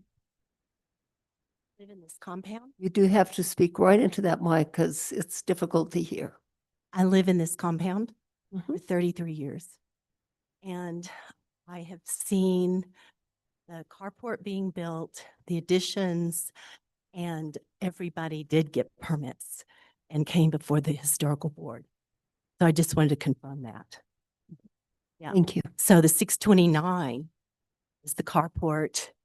There was a bedroom added. I can't remember the date, and then in 2014, I think 15, 625 came before this board. I was here in regards to windows and exterior elements. So I just wanted to confirm that for everybody. Thank you, ma'am. Anyone else? No one in this room? Anyone on Zoom? Chair Rios, no one has their hand raised. Okay. If there's nothing further to discuss, I will entertain a motion. Board members? Yes. Member Benvenu. Thank you, Madam Chair. I did have a question for the applicant before we go to motions. If we could pull up the elevations. The only thing oh no, we're not on that case. Oh, he's getting ahead of himself. Okay. So. Member Aguilar Madrano. Thank you, Madam Chair. In case number 2025-010339, HDRB at 629 Camino del Monte Sol, I move to maintain the status as non-contributing. Second. Second.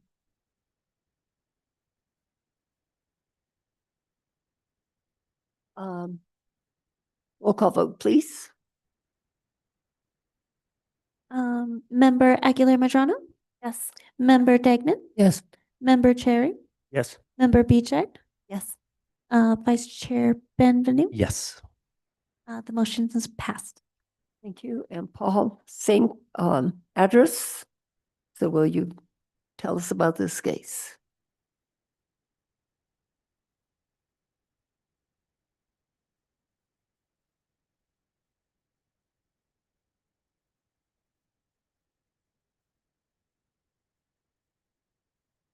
Thank you, Madam Chair. In case number 2025-010339 HDRB, the single-family residence at 629 Camino del Monte Sol is listed as non-contributing to the Downtown and Eastside Historic District. The structure is part of the residential compound built in 1988. In this case, the applicant proposes to construct a new 60-square-foot mechanical room addition on the north elevation to a height of 8 feet 9 inches in the Spanish Pueblo Revival design style. They also intend to replace all the doors and windows with true divided light doors and windows colored turquoise blue. They also may raise the parapet on the kitchen's north elevation to 18 inches if necessary, and the main structure 12 inches depending on the condition of the roof. So as we reviewed the exterior elevations and the historic maps and the facade diagram, we will go here to where the applicant's proposed 60-square-foot mechanical room addition will be established.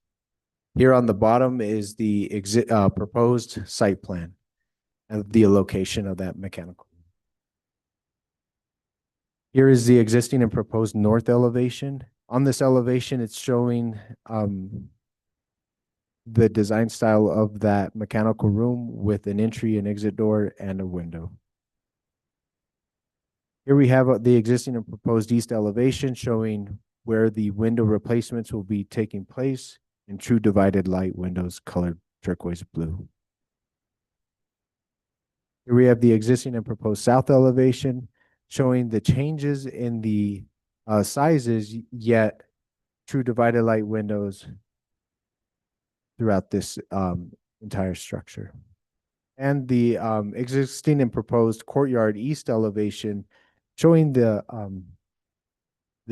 changes in size, elongations of the windows here on the existing and proposed courtyard south elevation, showing those divided light windows and the possible raising of the parapet where the kitchen resides. Here we have the existing proposed courtyard west elevation showing the addition of a new window and lengthening the current window. In this, staff recommends approval of the proposed project and finds that the application complies with section 14-5.2D, general design standards for all historic districts, and 14-5.2E, downtown and east side design standards. Staff stands for questions. Thank you. Thank you, Paul, for your report. I noticed that, okay, keep it up on this. I noticed, oops, on that one.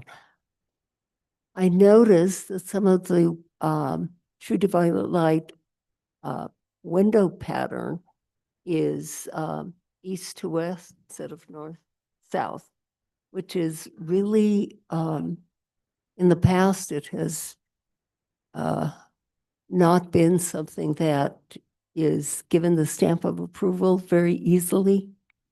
And I noticed that also in reference to the window pattern that you have horizontal and then you also have vertical. Is that correct? Is this the only place, let's see, 1, 2, 3 windows that are wanting that pattern? Chair Rios, on this northern facade, I believe so.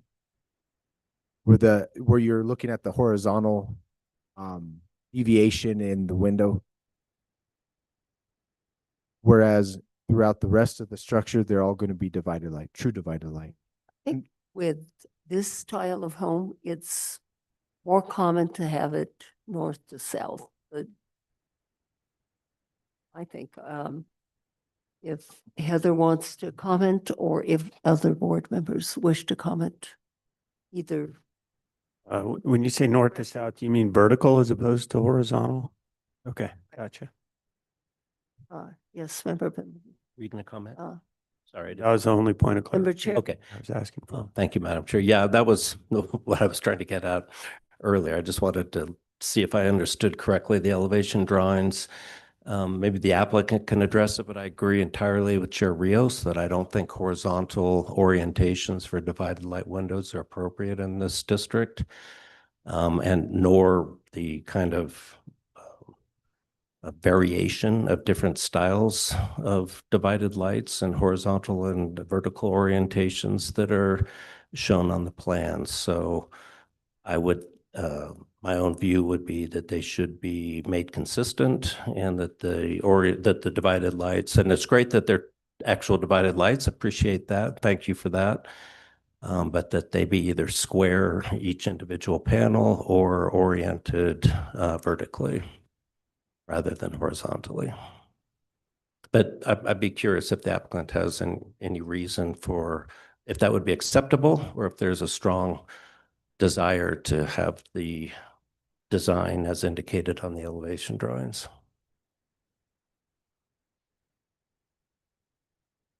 Any of the board members have an opinion on I was this? asked that. Is it okay if the applicant addresses that, or should we? Yes, sure.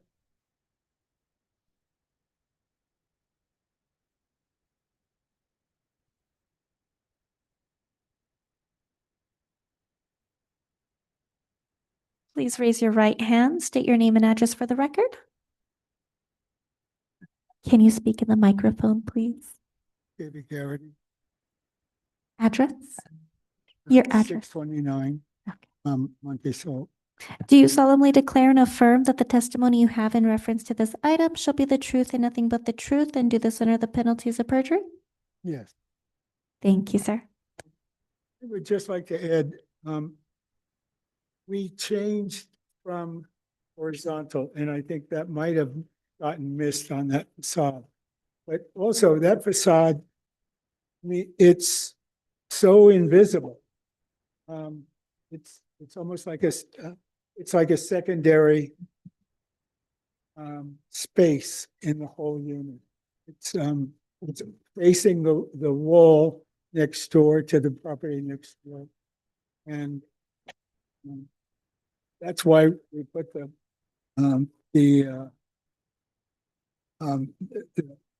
mechanical room there. So we thought we consider that, what do you call the main facade? Yeah, the primary facade we were leaving alone. One of the problems is the size of the windows varies, and we ran into problems with code for egress. And so the size varies, and that's why they look.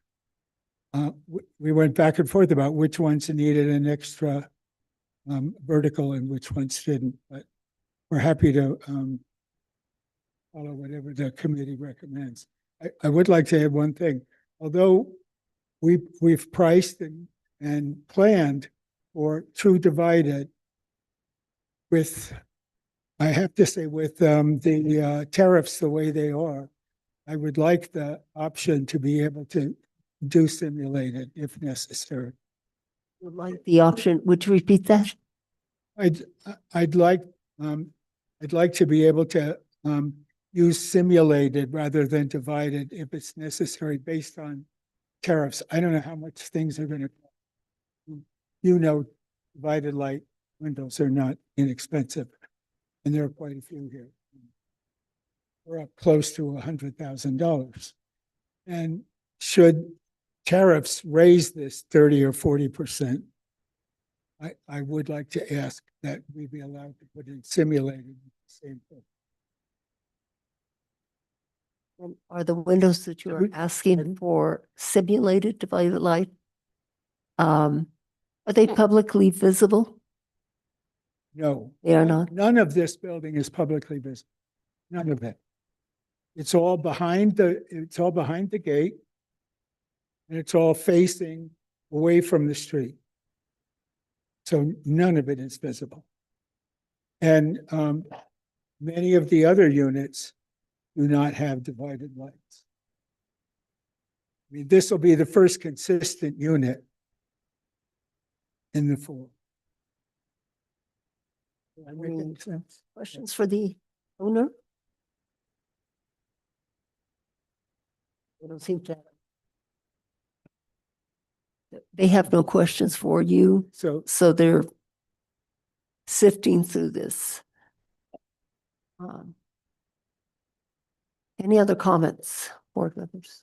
Yeah, I would make a Chair. comment about the simulated Yeah. divided light. I think it's totally acceptable with the status of the structure that and nothing's visible. We're not, we're not trying to do something in kind with true divided light that's already there. We're replacing something with no division with the simulated divided light. Gives it. There's also true divided light and there's simulated divided light. Correct. Yeah, that's what I believe he's asking for. The Stimulated. true divided light, you almost really don't see those because they really don't. I don't know that they make windows like that. What do you think, Member Cherry? Yeah, because the simulated, it's like a true divided light. It's it has a they have spacer bar. Yeah, but and it's not the kind that is like pasted, those really thin ones. correct. It would not, a simulated divided light would not have like an applied lattice on front of it. It would have mutton bars, interior and exterior, and then a spacer bar in between those mutton bars, but it would just be one continuous sheet of glass within all of that. So, but yeah, very hard to distinguish between true divided light and simulated at more than 10 feet away. So. Okay. Anyone from the public wanting to comment on this case?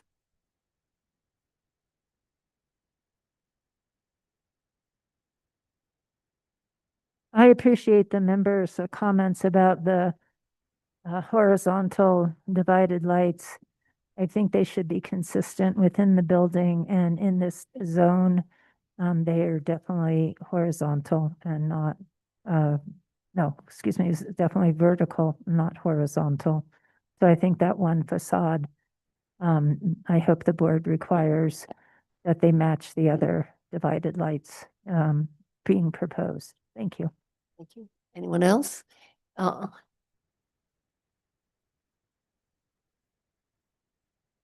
my name's Elizabeth. Should I be sworn in or no? I'm just making a comment. Okay. Were you sworn before? I don't think I don't think she needs to be sworn. See, I was right. You were very right.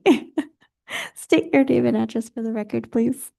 Elizabeth West, 318 Senna Street, Santa Fe. Do you solemnly declare and affirm that the testimony you have in reference to this item shall be the truth and nothing but the truth, and do this under the penalties of perjury? Yes, I do. Thank you. Madam Chair, she's sworn in. I kind of live in this, not in this neighborhood, but in the way of considering this business of divided lights. And I really like the distinction that Mr.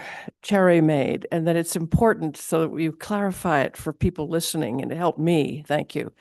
Because there's real difference between the simulated version that is really well done and the simulated version that one time I heard some people who came in front of you all several years ago said, well, we've already ordered all the windows and we can't afford the ones you want us to put in.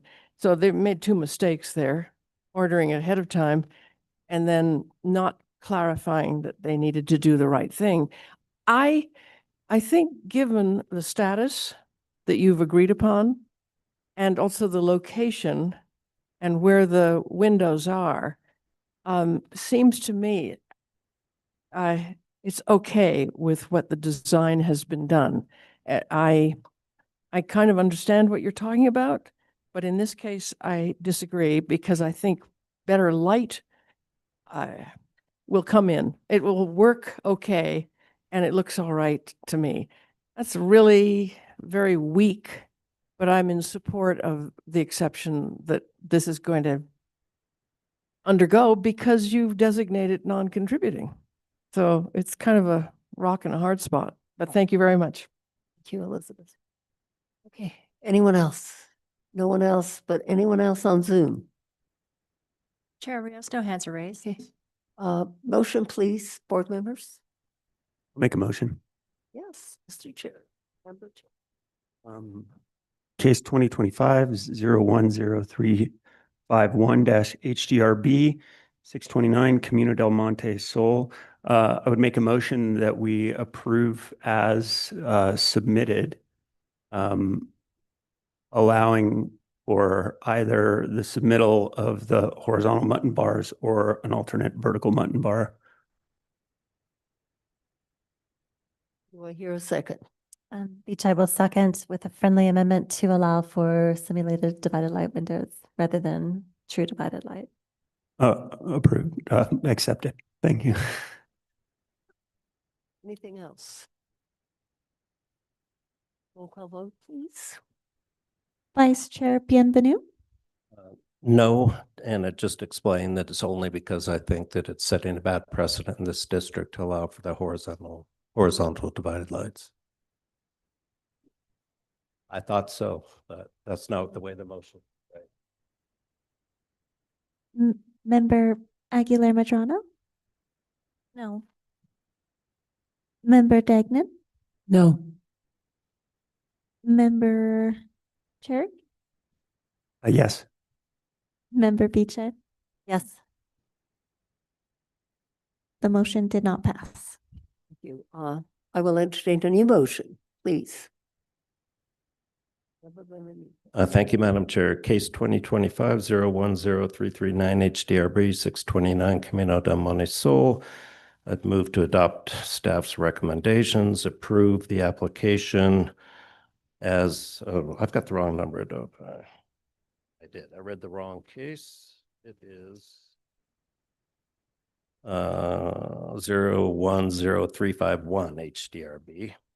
Adopt the findings as recommended by staff, approve with the condition that the windows be made consistent in their divided light patterns with either a square or vertical pattern as agreed to by the applicant tonight, and that they also be allowed to be simulated divided lights in the applicant's discretion.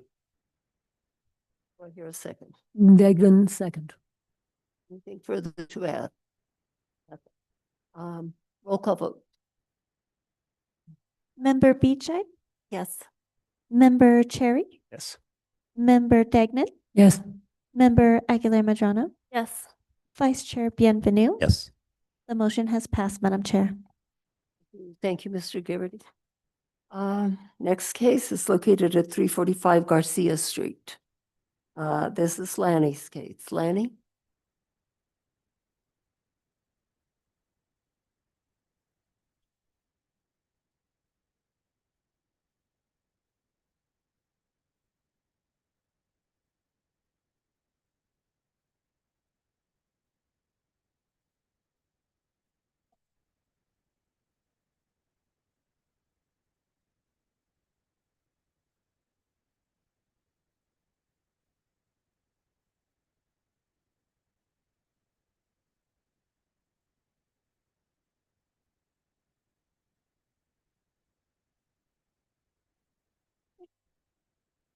This is case 2025-10292 for 345 Garcia Street for demolition of an accessory structure.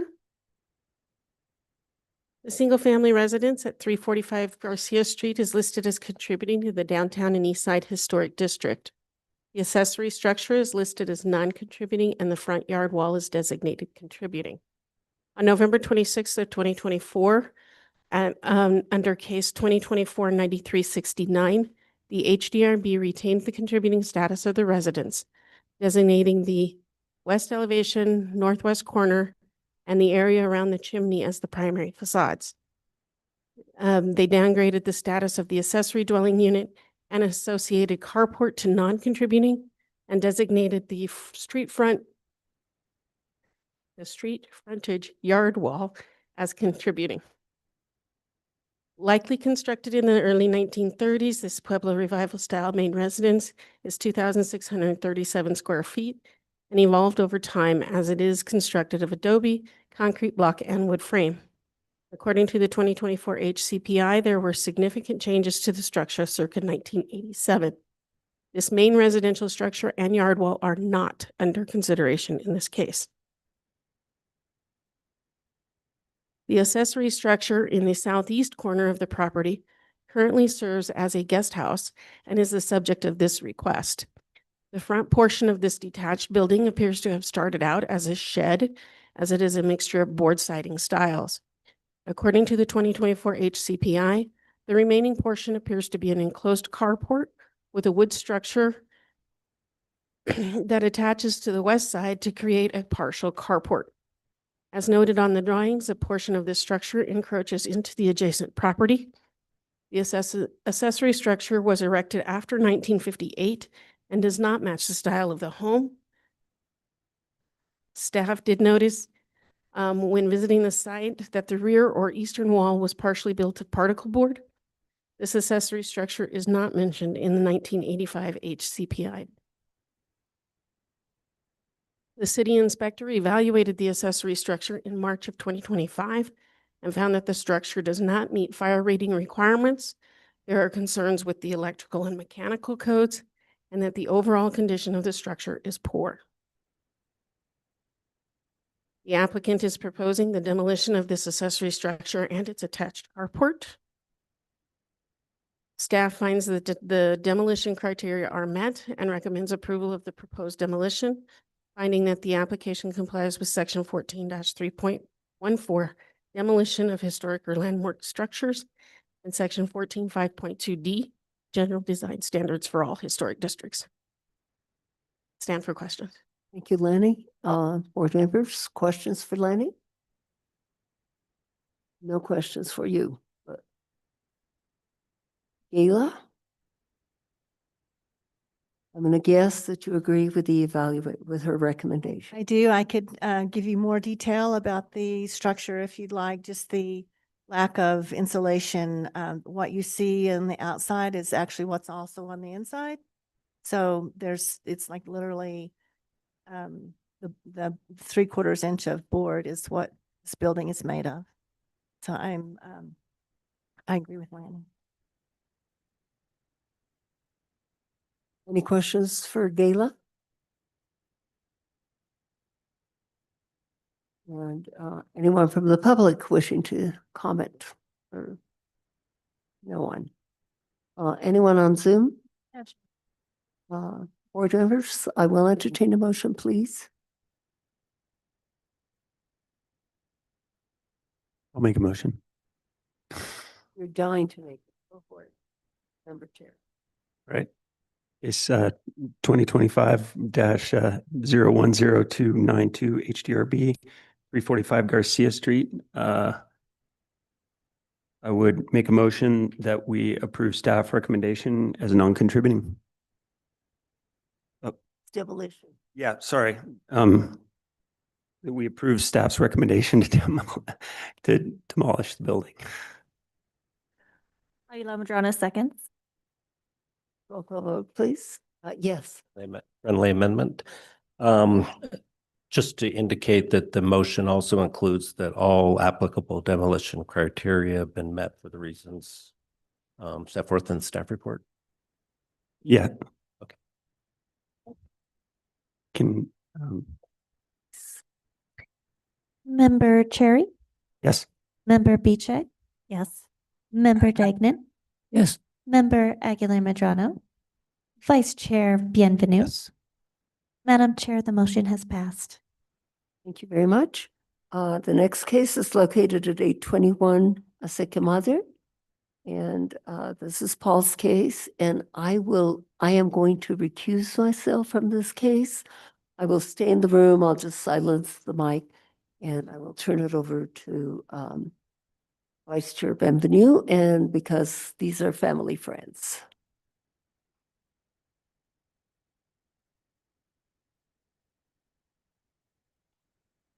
Okay, then Paul, do you want to go ahead and give your staff report? I think that I wasn't clear if you announced it, but I'll just announce it again. We're at case 2025-010349, HDRB at 821 Aseke Madre. Vice Chair Bienvenue? Yes, sir. Thank you. Thank you, Madam Chair.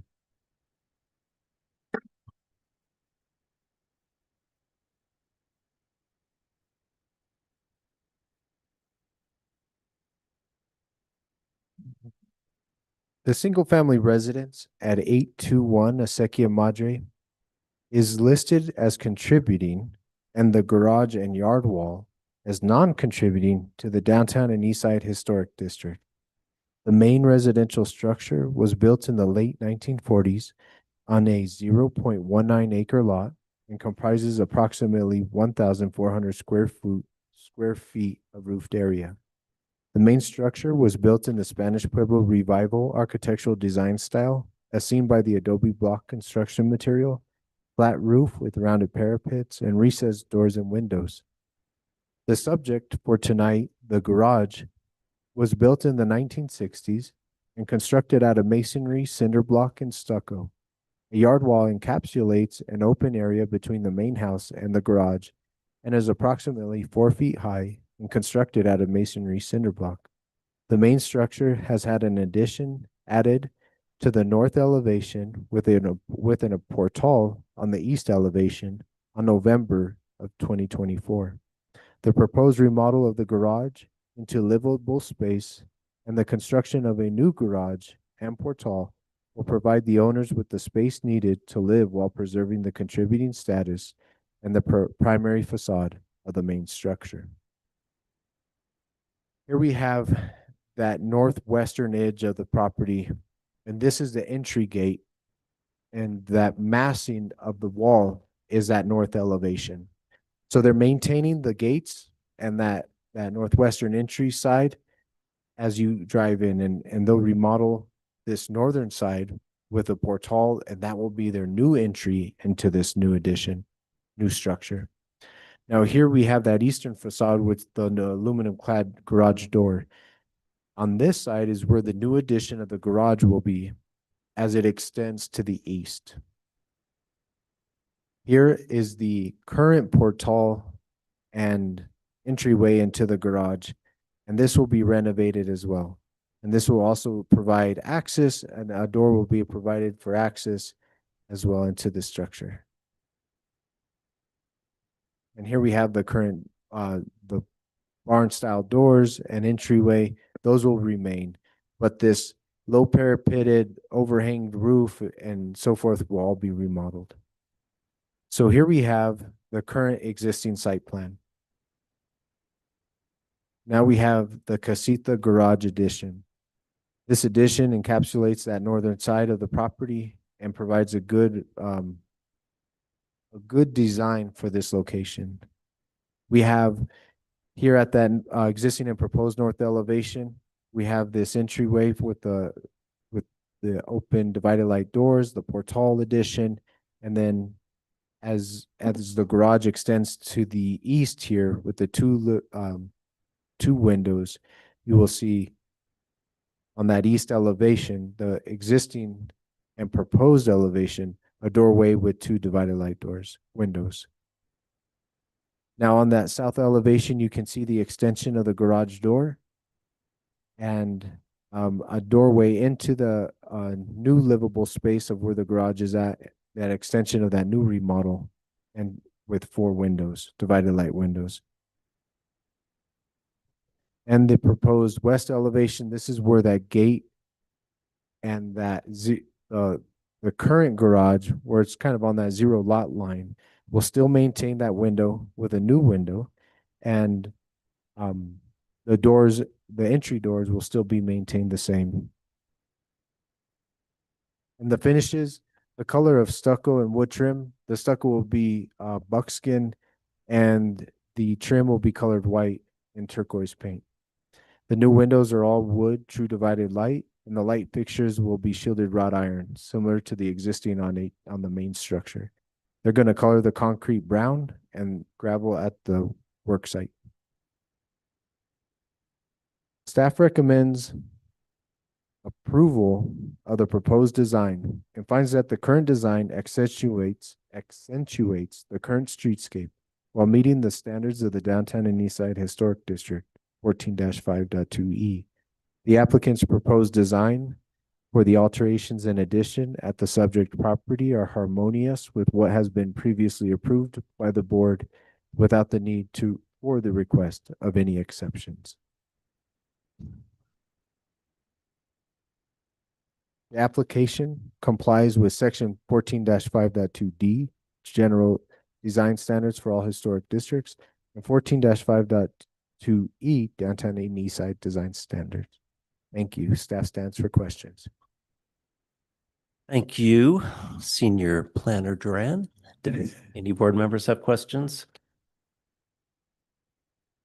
Seeing none, may we have the applicant and or the applicant's agent come to the podium?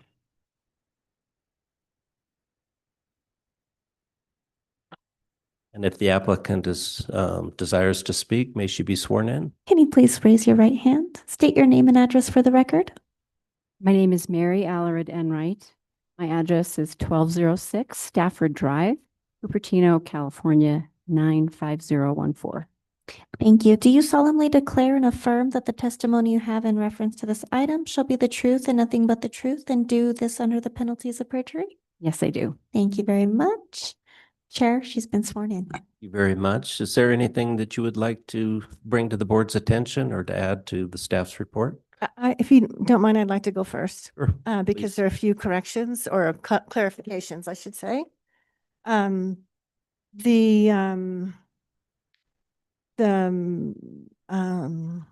west wall, let's see, Paul, it's, I can. This wall. Indeed, actually, we are holding back the addition from the existing wall so that you will be able to read the original west wall. And we are repairing this window. We're not replacing that window. So that these doors were previously on their grandparents' house across the driveway.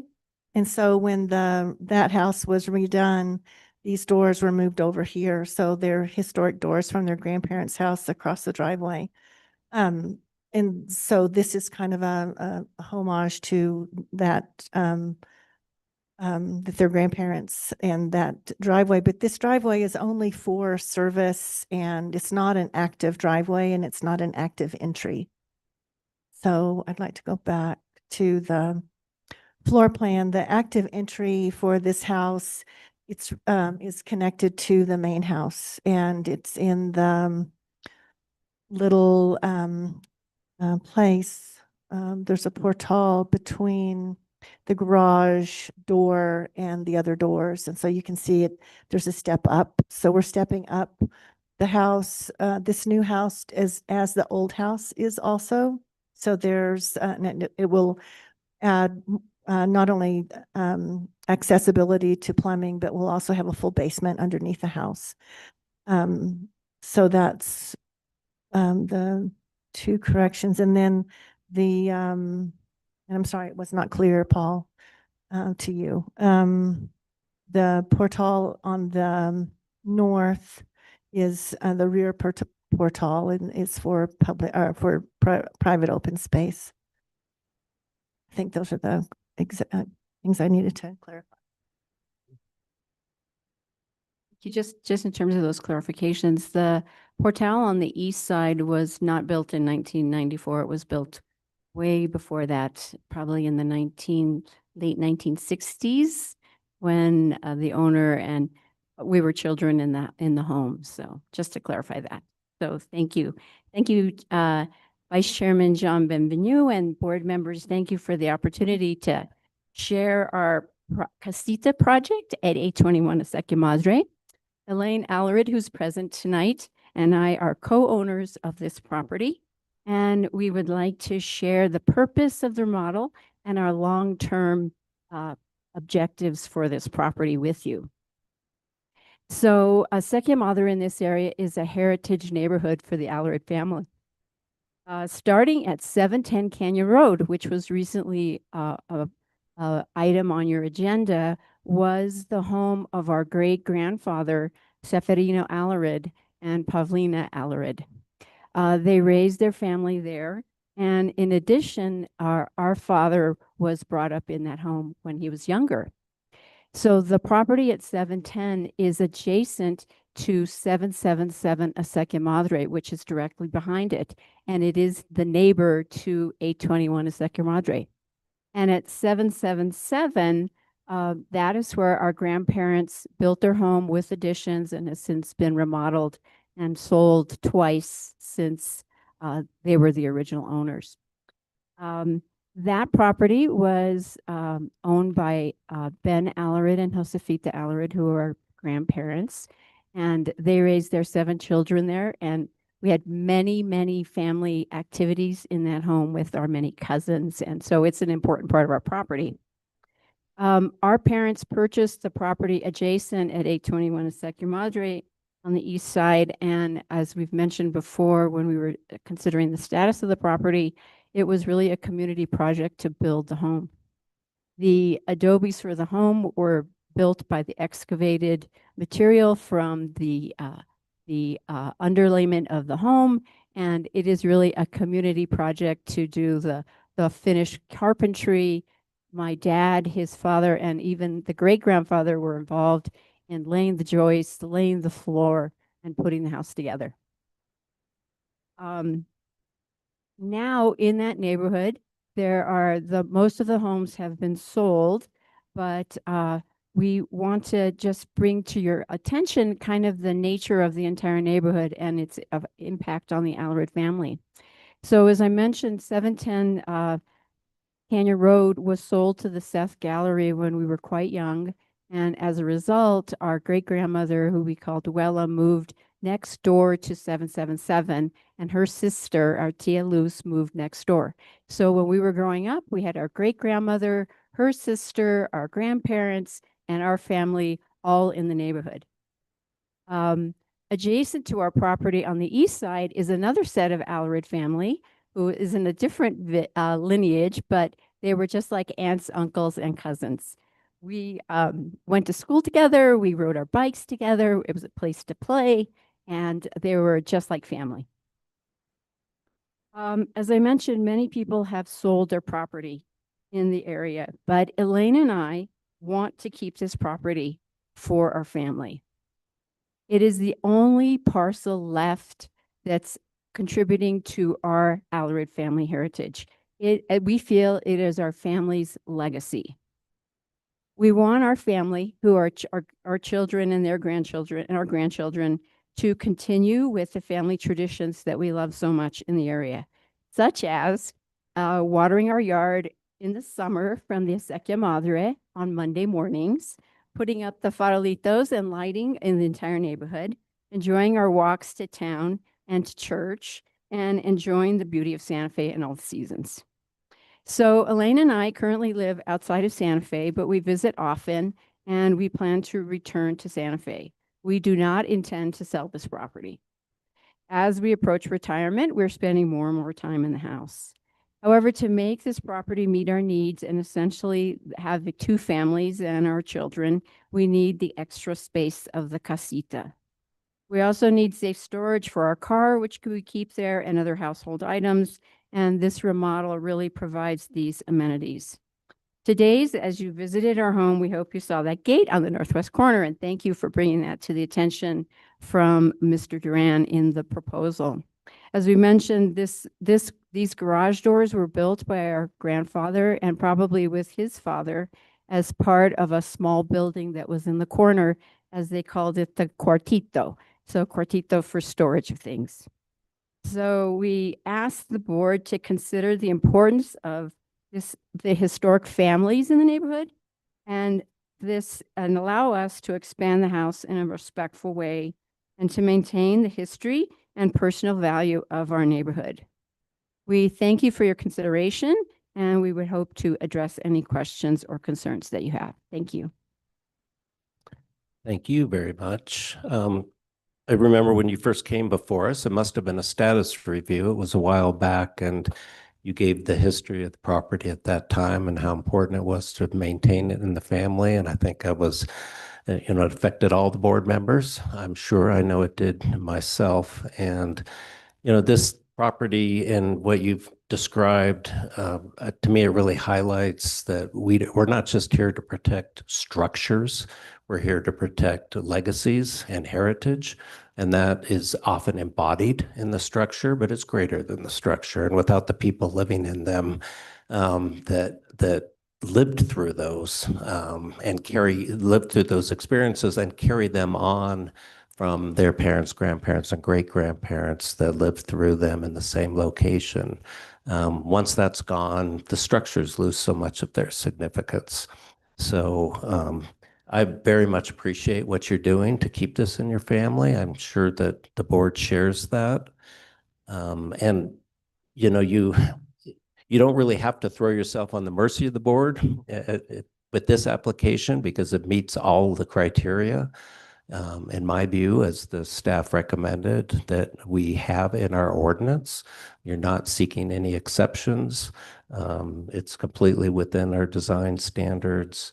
That doesn't mean that board members might not quibble with some things, but I doubt they will in this particular case. I think it's really commendable that you took the board's concerns about the height of the structure into account and came back with a completely revised design that hopefully still meets all of your needs and can accomplish the purposes that you have in mind without the obtrusiveness of the structure, which was completely understandable why you were requesting that at the time. But hopefully we've reached a place where you're still able to do what you need to do with the property and not push that envelope that was concerning to the board as far as the height and the density go. So thank you for all those aspects of your application. And board members, do you have any questions or comments for the applicant? Thanks for sharing your stories. Okay, is there anything else from the applicant at this time? See none, or is there anyone in the room that wishes to comment on this application? Elizabeth West here again. I don't know why after hearing this, thank you so much. Why doesn't everybody just set aside these occasional Tuesday nights and come here? This is what you're doing here, and the accommodation by the family and by the architect to meet requirements is so friendly and so hardworking and so considerate. This is why I live in Santa Fe. Thank you very much. I think this is excellent. Thank you. Stephanie Beninato. I think it's always heartening to hear that at least a segment of a property or properties that were owned by a family for a long period of time are still in the family. And hopefully their children will actually continue that heritage. I have just some questions, which is how many square feet is the lot? How many square feet is this addition compared to, I would assume, was the main house? I don't think they can both be main houses because it's one lot. So this is just a question. And then I also wanted clarity about whether those gates, the ones that look like they're made out of barnwood, whether those are being maintained. Thank you. Thank you. Anyone else in the room? Is there anyone online that wishes to comment? Bienvenue now. Thank you. All right, back to the board.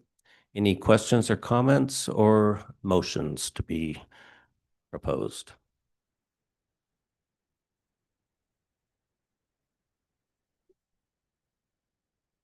Member Beachhead? Thank you.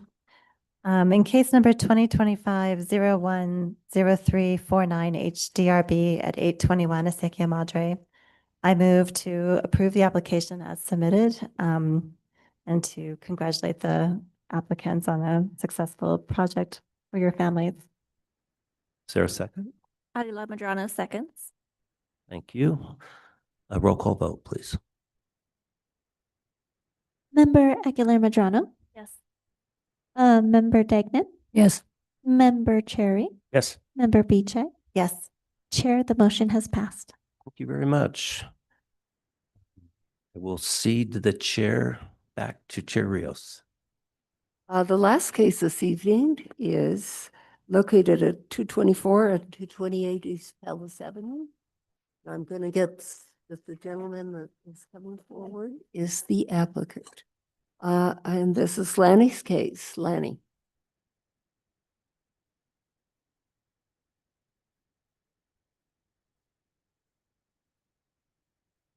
I'm waiting for it to open.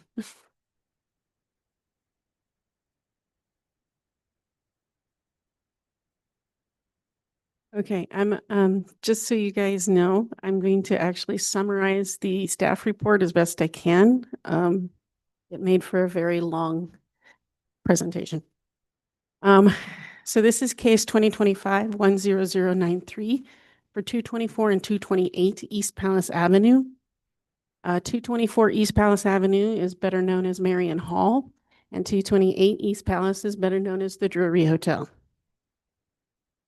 The 4.9 acre property located on the southwest corner of Palace Avenue and Paseo de Peralta currently houses the Drury Hotel, which was previously the St. Vincent Hospital, the previous sanatorium known as Marion Hall, the boiler building, which currently houses conference rooms, and the 2008 approved parking garage and retail and restaurant spaces.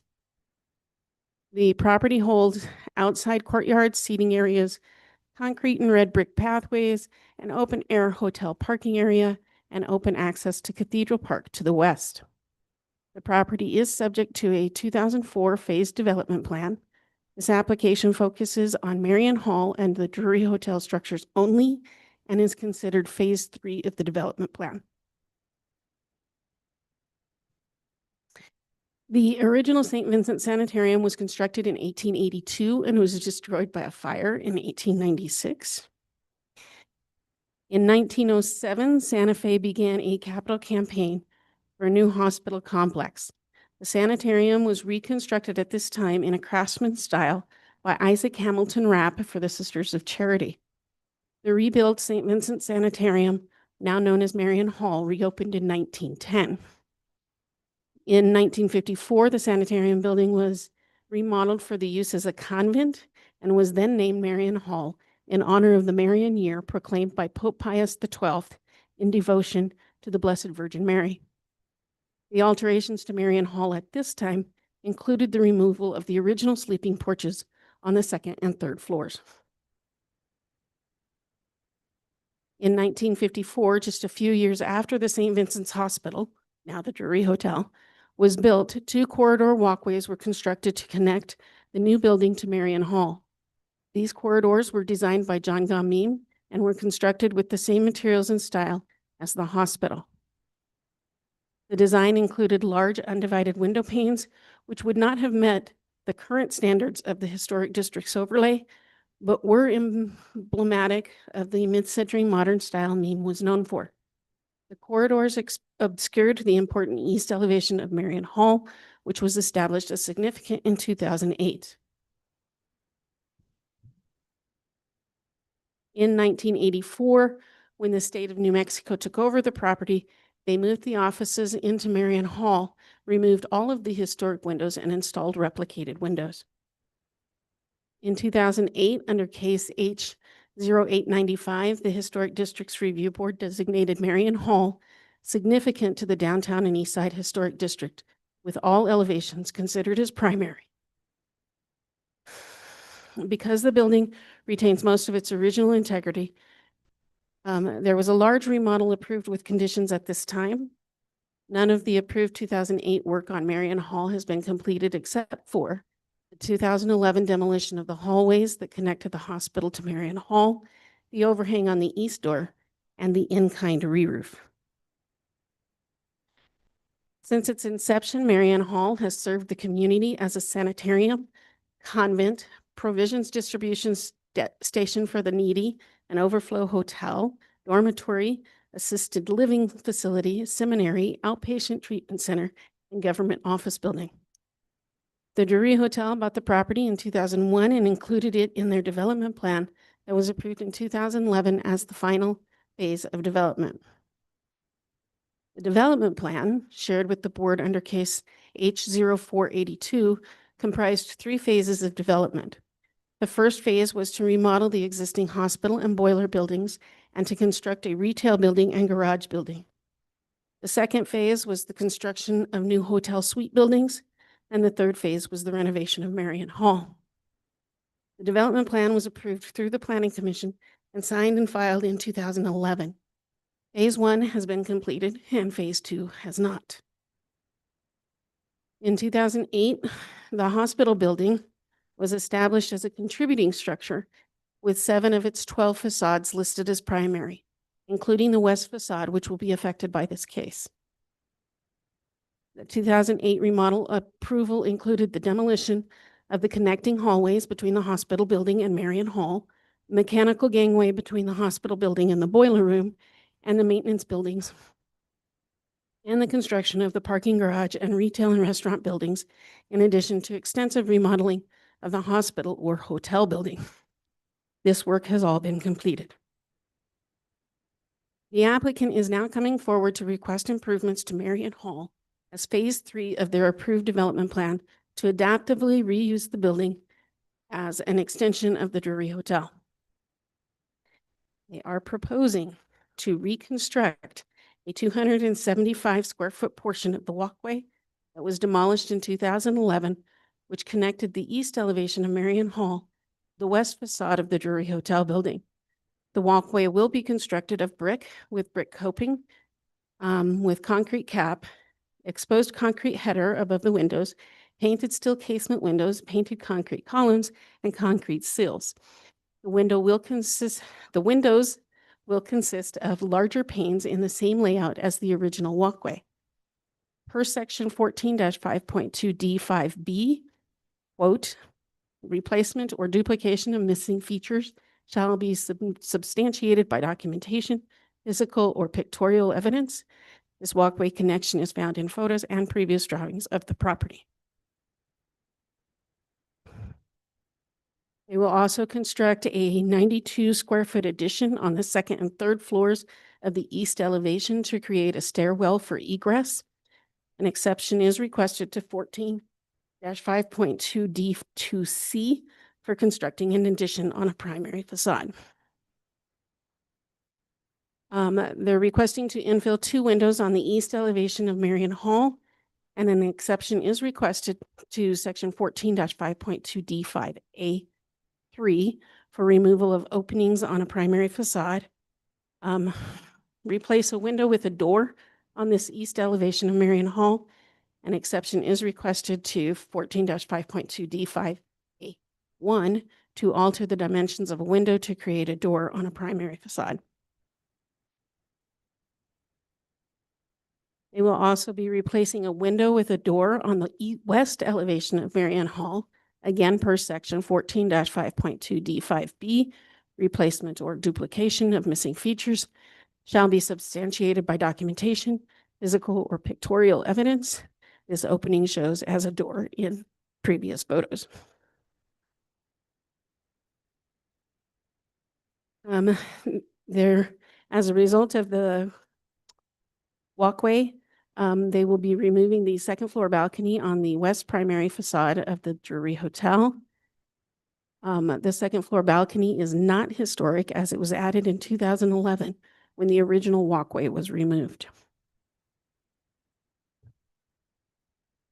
They will also be replacing some non-historic windows and doors, repairing joints in the brick, repairing and replacing wood elements in kind, replacing exterior concrete stairs, installing exterior lighting, removing some metal hand guardrail at the exterior stairs to the basement, removing conduits, floodlights, rooftop equipment, none of which are intended to be reestablished, painting brick, wood, concrete, and metal trim, and wood window frames, colors of choice are tower tan and Dover white for the building, and stucco will match the existing stucco finish. The basement of Marion Hall will still serve as the mechanical and laundry room for the building. The ground floor will hold the lobby area and hotel rooms. The reestablished connection to the Drury Hotel will be on the eastern elevation as shown on the right in yellow.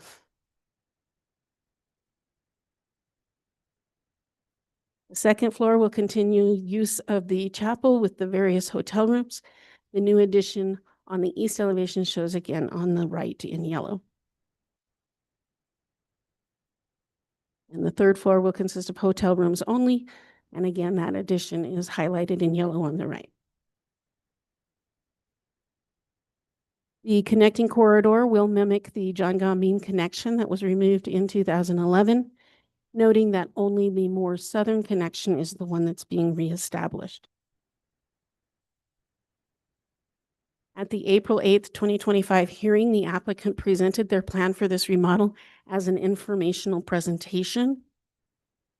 The board's main concerns were about the design of the connecting hallway, and the overall request was to reestablish the hall to mimic Meme's original connections. Also, there were concerns about the removal of the balcony on the second floor of the Drury Hotel. Public comment at that hearing was supportive of the remodel. The applicant has complied with the request at the April hearing and has designed the connecting halls to mimic Meme's original design. And while the second floor balcony will be removed in order to reestablish the connection, it has been confirmed that the balcony was constructed only after the original walkway had been removed in 2011. The colors for the repairs are intended to match those of the existing building.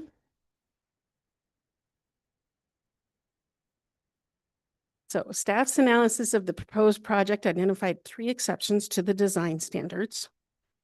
One, to section 14-5.2 D2C, additions are not permitted to primary facades.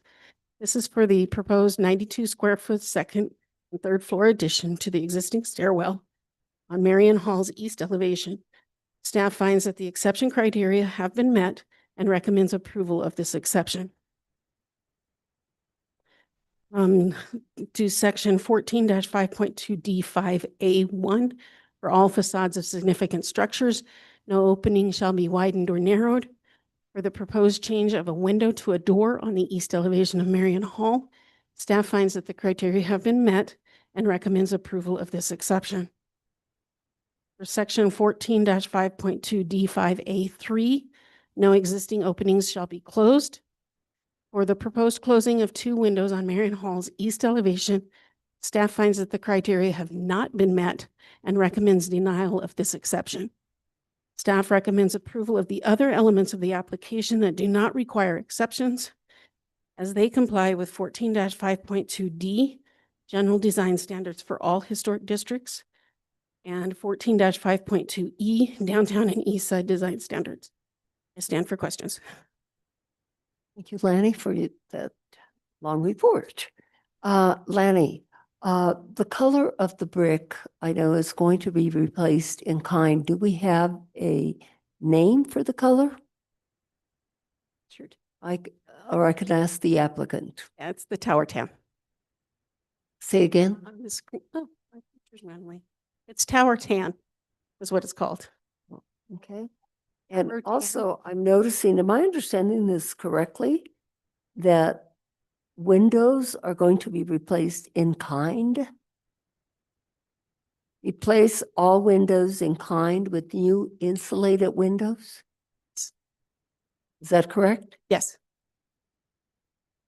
Okay. And in kind, they're going to do it with the exact same material that is there. Is that the proposal?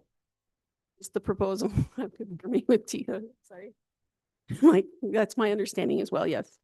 So I'm going to guess, yes, a window assessment was made. It was not necessary. All the windows were replaced in 1984. So the windows currently in the building are non-historic. Is that again, the windows in the building are non-historic? Correct. They were replaced in 1984. Really? Yes. Oh, interesting. Okay. Any other questions or comments? None. Thank you, Vice Madam Chair. Chairman. So these windows, I think the applicant said that they're not original. The windows in or the exception 3 that staff is recommending not be approved to be filled in. Are they historic or are they non-historic? Are they original or they are not original? The window openings themselves are historic. That small addition was not original to the building, but it is a historic addition. From what time period? It's the 1904 Okay. additions. Okay. And the color that is being proposed, it's indicated that's changing the color. How does that compare to the color that's on the building now? It should match the color that's there.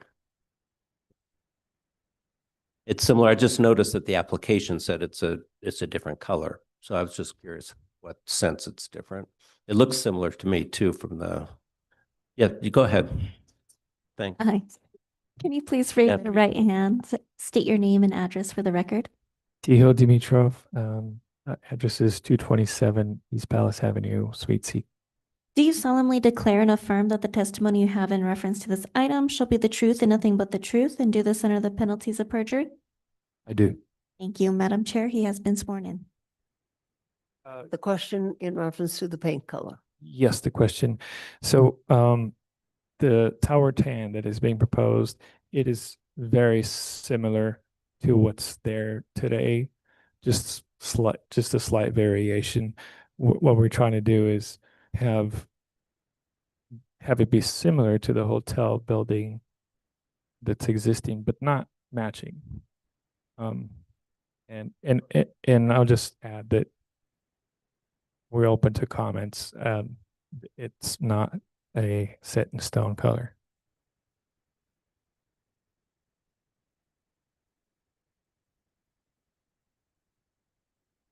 I don't have any objection to the color. I was just wondering how it differed from the existing color because you kind of called out that it was a different color than existing. And I do agree. It's sort of it's nice to harmonize with the hotel, which is also a tan color, without it being a perfect match. So if that's your intent, that seems perfectly appropriate to me. Thank you. Yes, that's exactly the intent.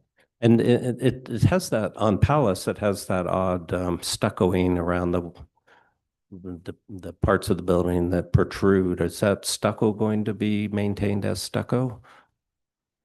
That will be maintained as stucco as it is a significant primary facade, and we're not proposing to change it. As of now, our thinking is to keep that color existing. However, again, it's not set in stone. So if there's any objections to the existing color, we're open to. Would you consider that? I mean, it's a contrasting color right now, isn't it? At least in It is darkness. Yeah. It's a very contrast. Very contrasting, but it's another brown color, basically. It is not. It is more orange like than is than it brown. Huh. And do we know when that more red? Do we know when that color stucco dates from? I don't have a record. Okay. I'm sorry. The historic photos do show stucco in that area, but they were black and white, so we don't know. Okay. And the oldest color photos you've seen show the color that exists today? All right. That's all I have for now. Thank you. For Cherry? Do you intend to keep that same stucco texture on those areas? Yes. Okay. Thank you, Madam Chair. We've seen this before in your presentation. And so my only additional comment, I personally wouldn't have a problem with approving the exception of enclosing the 2 windows on the eastern elevation. It is stated that those weren't original to the building, and if you look at the 2 bays of windows above that, these kind of break that pattern, and so by infilling them, I think you're making that side of the building more symmetrical. and those three openings as they are also don't really match the rhythm of the windows on the very right side of that building. So I wouldn't have a problem with approving that exception as well. Any other comments or questions, board members? No? And public comment, come forward, please.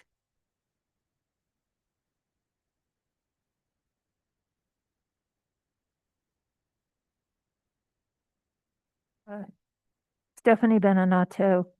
I'm happy that the applicant has gone with the John Gaume design for the walkway. I think, as with member Aguilar Medrano, I'm not sure that I would oppose having those two windows filled in, even though they are from 1954. I just want to add a little story about Marion Hall. So at one point, Tony Anaya was made governor, elected governor, and he was going to change public building names to honor his donors. And the state historian at the time, Stan Hortus, Tony had one of his cronies call up the state historian to go through the list of names that they were considering changing. And at one point, the crony said to Stan Hortus, "Well, who is this Marion anyway?" And Stan, who is Jewish, said to him, "I think you would call her the mother of God." And then there was a long pause, and the man said, "I guess we'll keep that one. Thank you." We're very grateful to him, Stephanie. Any stories in the city? And did I see your hand, gentlemen? Did you raise your hand? No? Okay. Anybody else wishing to comment on this? Okay. Anyone online? No, Chair Rios. Nobody. Anything further to discuss, board members? I just have to say, I am so glad that this building is getting remodeled. I worked in that building for a long time, and the inside is just as interesting too. And except it has this little musty smell that we smell every solitary day. Perhaps mold? I don't know. We hope to fix that. Okay, yeah. I'm very excited to see the end product. And do you have a timeline on this? Keeping your I'm looking fingers to crossed? jury's representative, but I think pending approval from you and then just we plan to move forward with the getting permit applications soon after. This is when the jury came before the board and I was sitting on that board. I remember. And we really did work hard with you all. And I think it turned out great. Some people still wanted the pink color on the, I heard comments after the light brown color was put on, but I think the project came out very well. We really scrutinized and worked closely with you all, including with that and the garage, the parking garage. Yeah, it was a very big process because there was so much involved. So anyway, it'll be exciting, I think, for Santa Fe to see this. That building also has history, as we heard. Just wanted to thank you for letting us do the informational hearing last month, and I'm sorry you weren't here to. Actually, I was here. I have a question. Virtually. For the first part, or maybe I heard it I heard it online that I think that I've talked myself into thinking I was here. Anyway, Member Cherry. Yeah, the stuccoed box, it's underneath the portal. What is that and what's happening to that? That's a very good question. We're not sure when that was added. And I think it conceals some mechanical plumbing work. We're not proposing to remove it. We're just gonna keep it as is, refresh the stucco as needed. Okay, thanks. Vice Chair Benvenu? Thank you, Madam Chair. So again, thanks for the process that you undertook here. I think it was really beneficial to the project. It was great for the board, the public. Thank you, staff. I'm sure was involved in recommending that you do it in 2 steps, presenting your ideas to us so that we could give you feedback before you came before us with the final proposal. I'm really glad that you took into account our preference for restoring the meme walkway. I just think that's going to be a tremendous improvement to what exists right now, and it's going to be really nice to see that restored. I'm looking forward to that. And it looks like you pretty much attempted to duplicate it, not just mimic it from the plans that I'm looking at. So that's just all good. Thank you for that. I think it's a good project. I agree with Member Aguilar Medrano that even though I completely understand staff's perspective on the windows, just looking at the elevation drawings and the fact that they were not the original building, even though they are historic, those openings, I think there's something to be said for perhaps even an aesthetic improvement of infilling those windows in this particular case. And I don't really see it as being detrimental in any event to the character of that primary facade. So for all those reasons, I will make a motion in 2025-010093 HDRB 224 and 228 East Palace Avenue that findings be entered that the all exception criteria for the 3 requested exceptions have been established by the applicant in the application as well as in testimony tonight for all the reasons set forth in staff's report, with the additional reasoning that the exception criteria have been established with respect to the infill of the 2 windows because on the basis that those windows were not original to the building as originally constructed and will not adversely affect the aesthetic characteristics of that facade and may even potentially improve the character of that facade. And based on those findings and the fact that the application in all other respects meets the criteria established in our ordinance, that the application be approved as submitted. Thank you for the motion. Is there a Side seconds? And is there anything further to add? Nothing further to add. Roll call vote, please. Member Beechey? Yes. Member Cherry? Yes. Member Dagnan? Yes. Member Aguilar Medrano? Yes. Vice Chair Bienvenu? Yes. Madam Chair, the motion has passed. Thank you very much, and thank you all. Thank you, members of the board, and thank you, staff. That concludes the cases for this evening. Anything under discussion items, staff? Madam Chair, I will be out on the meeting for May 27th, and I'll be on leave. Covering for me will be Assistant City Attorney Kevin Nault. Okay, thank you. Anything else? Nada? Okay, matters from the board? Yes.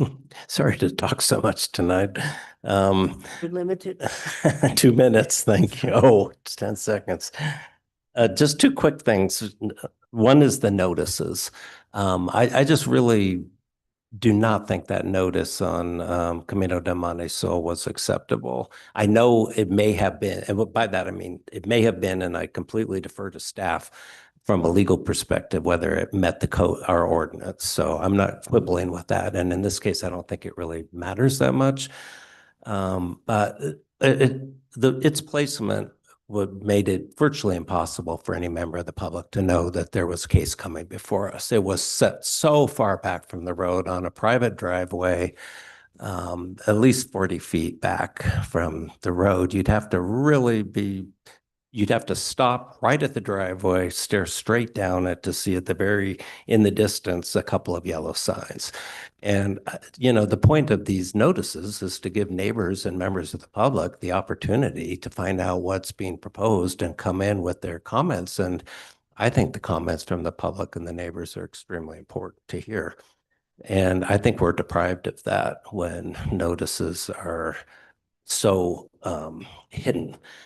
And I do think that our ordinance requires not just that they be visible, but they be prominent. And this, I think, is questionable as to whether it was prominent. Anyway, I'm bringing it up because, again, we're coming to a code update.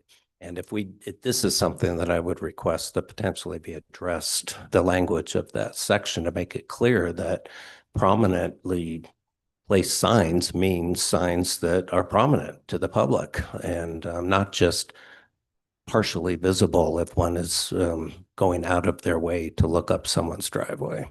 So that's my comment on that.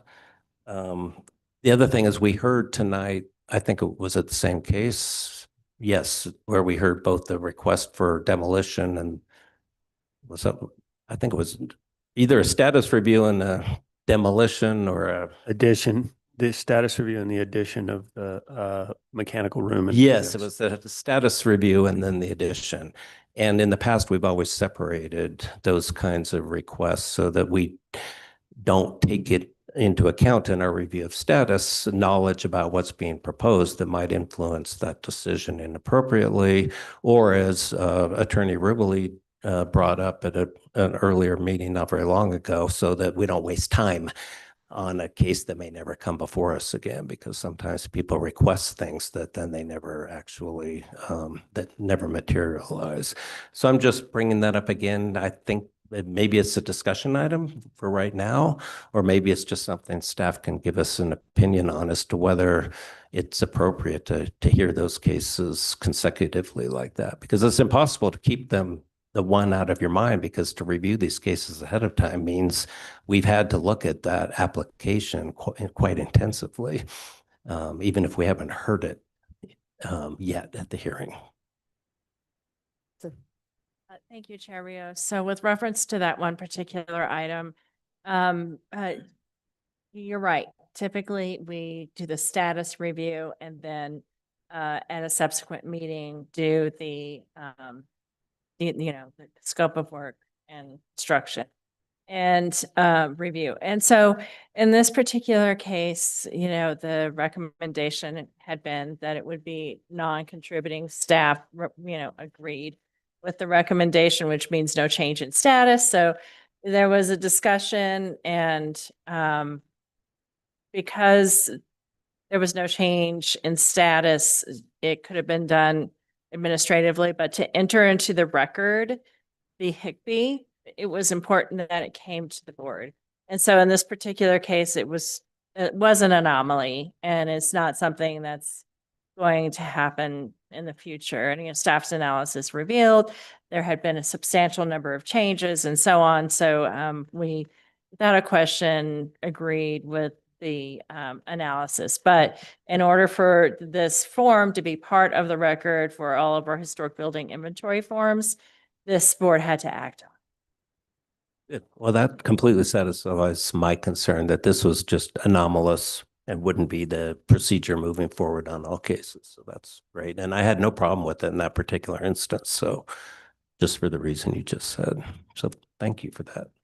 Thank you. And just so It's you know, important that we keep them separate because of the influence that one plays over the other. And then yes, and that's the normal process that we've endeavored to follow. So, and this was a unique situation. And by the way, we have concluded our updates to the historic district status map. So the last time the map had been updated was by me in 1997. And so I was shocked when I first arrived here that it was still like that. So we need to have the right data on our GIS layers. And so Amanda and Nicole Ramirez Thomas have been doing great work on that. And so this will be coming before the board soon. The update to the status map has to be approved by the Historic Districts Review Board, probably in July. Just knowing all of our hearing schedules, and it will memorialize all the actions that this board has done since 1997 in terms of historic status. Anything else? Well, does that mean that it's not won't be updated as we make new designations until this all is done in a completely new process down the road? Yes, member, bienvenue. So this should have been updated annually. And it's just to reflect the changes to the map. So there's, the individual building, but the Historic Districts Review Board has purview over the map that's produced. And so, when a status changes, the color of the building changes, for lack of a better term, on our map. Right. So I was just wondering if that would happen after every meeting or if that happens annually or every 5 years, but you're saying annually is the idea, is what it should be. Yes, remember bienvenue, but one of the things that I might suggest is that in the new code update, and we didn't touch this for this time, is that the board, every hearing, the historic districts map will be updated as well. We just don't have that framework in the existing. Thanks. Yeah. I have a suggestion for board members and even staff. As we are hearing cases and we think that a particular case is worthy of getting an award, I think that at that moment that we should submit it to staff. You all should have a list, maybe, or somebody keep a list, and we could submit those cases that we feel that are worthy of preservation, because we hear so many cases. And then at the end of the year, when we're wanting to present awards, some of us are at a loss to give specific addresses to you all. And sometimes you all have to do that work when we could also be contributing. I think that's a good idea. I'm sorry, we can maintain a spreadsheet of those Yeah, suggestions. So when the time comes for the following year, one of the things we do have to do is check that and make sure that the project is complete. So there might be a delay of another year, but certainly. You can even start that or do something. Yes, Madam Chair, if you and members of the board can email that to the HPD submittal at santafenm.gov, so that way it goes to the group and not an individual person. So that way it doesn't matter who's changing of the award, the email will go to the same place and we'll know where to look and direct it to the correct spreadsheet. Anything else? Yes, Since we're talking, we heard from a couple of applicants tonight that there's been a delay in getting to the hearing. And I just, it was notable that so many people mentioned it. I know that you guys are really busy, but we have had to cancel a couple of hearings because there weren't agenda items ready for that hearing. I'm just interested to know if it's a temporary problem or if there's something we can be doing to facilitate that for the applicants that come before us. Yeah, we've been delaying some of them because of the applicants have not been completed or there's an additional information. So that's the reason why some of these applicants have to wait for another hearing. So. And also a common issue, and we're trying to communicate with our applicants, is the preliminary zoning review form is required in the past. There's been issues with the applicants getting those in, and then there's an issue that's come up subsequent to this hearing related to the zoning. And so what we're really doing is holding to the fact that that preliminary zoning review needs to happen before they can submit an application, because otherwise your work will be wasted for your time. Is there currently a deadline every month or every 2 weeks or twice a month? The deadline is every month, and then we have to balance the cases across the agendas, right? So it's complicated.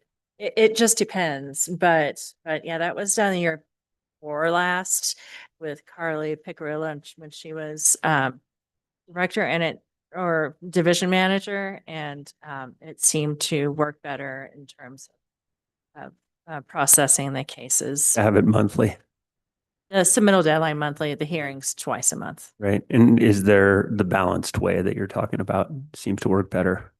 Where you're submitting once a month, but then you're balancing, you guys are allocating yeah. And then is there still a grace period for some of the information? Yes, Cherryos, member Cherry, there is a time period where we ask for additional information. Procedurally, we've been working on getting that research done upfront before a case planner goes on a site visit. So once we've received the application, hopefully all of those issues will have been addressed. But yes, there's like a 3 or 4 day grace period. 3-day grace period where they can get additional information. Gotcha. Thanks. Another little thing, on the website, do you all keep, or whoever's supposed to be in charge of keeping the HBOARD members, the present HBOARD members, as we get Mr. Cherry, Egman, newer board members, do you update that? Is that updated immediately? I am not certain, but the city clerk is in charge of that page. We can communicate to them. I mean, theoretically, once they are the ones that process the appointments. So theoretically, that page would be updated by them immediately, but I can consult and get back with you. Member Rios, members of the board, that is updated. Anything else? Okay. Just waiting for my plaque. Oh, We'll check on the order. Yeah. they used to have like, It's coming. one time.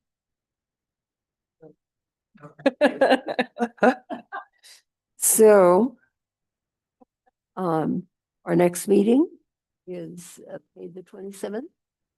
And also, everybody, you're invited to the, what? Sorry, member Rios, our next meeting has been moved from the chambers to the convention center. Okay. And that will be in ballroom B Okay. at the same time. Remind us again. I will. Okay, put a notice on both doors. We will notice the doors and we will put it in the packet email as well. Okay. Probably because they're using the space, I would imagine. Double booking. And everybody, you're all invited to on Thursday. I know some of you aren't going to be there, but for the awards banquet, and that's going to be at the San Miguel Mission. And then they have a huge party afterwards with all kinds of stuff. That's the one. 3-course dinner. You didn't know about that, Mr. Cherry. No, it's all nice. And I think many of you in this room have gone. So, Mr. Pino, you're invited to go to that.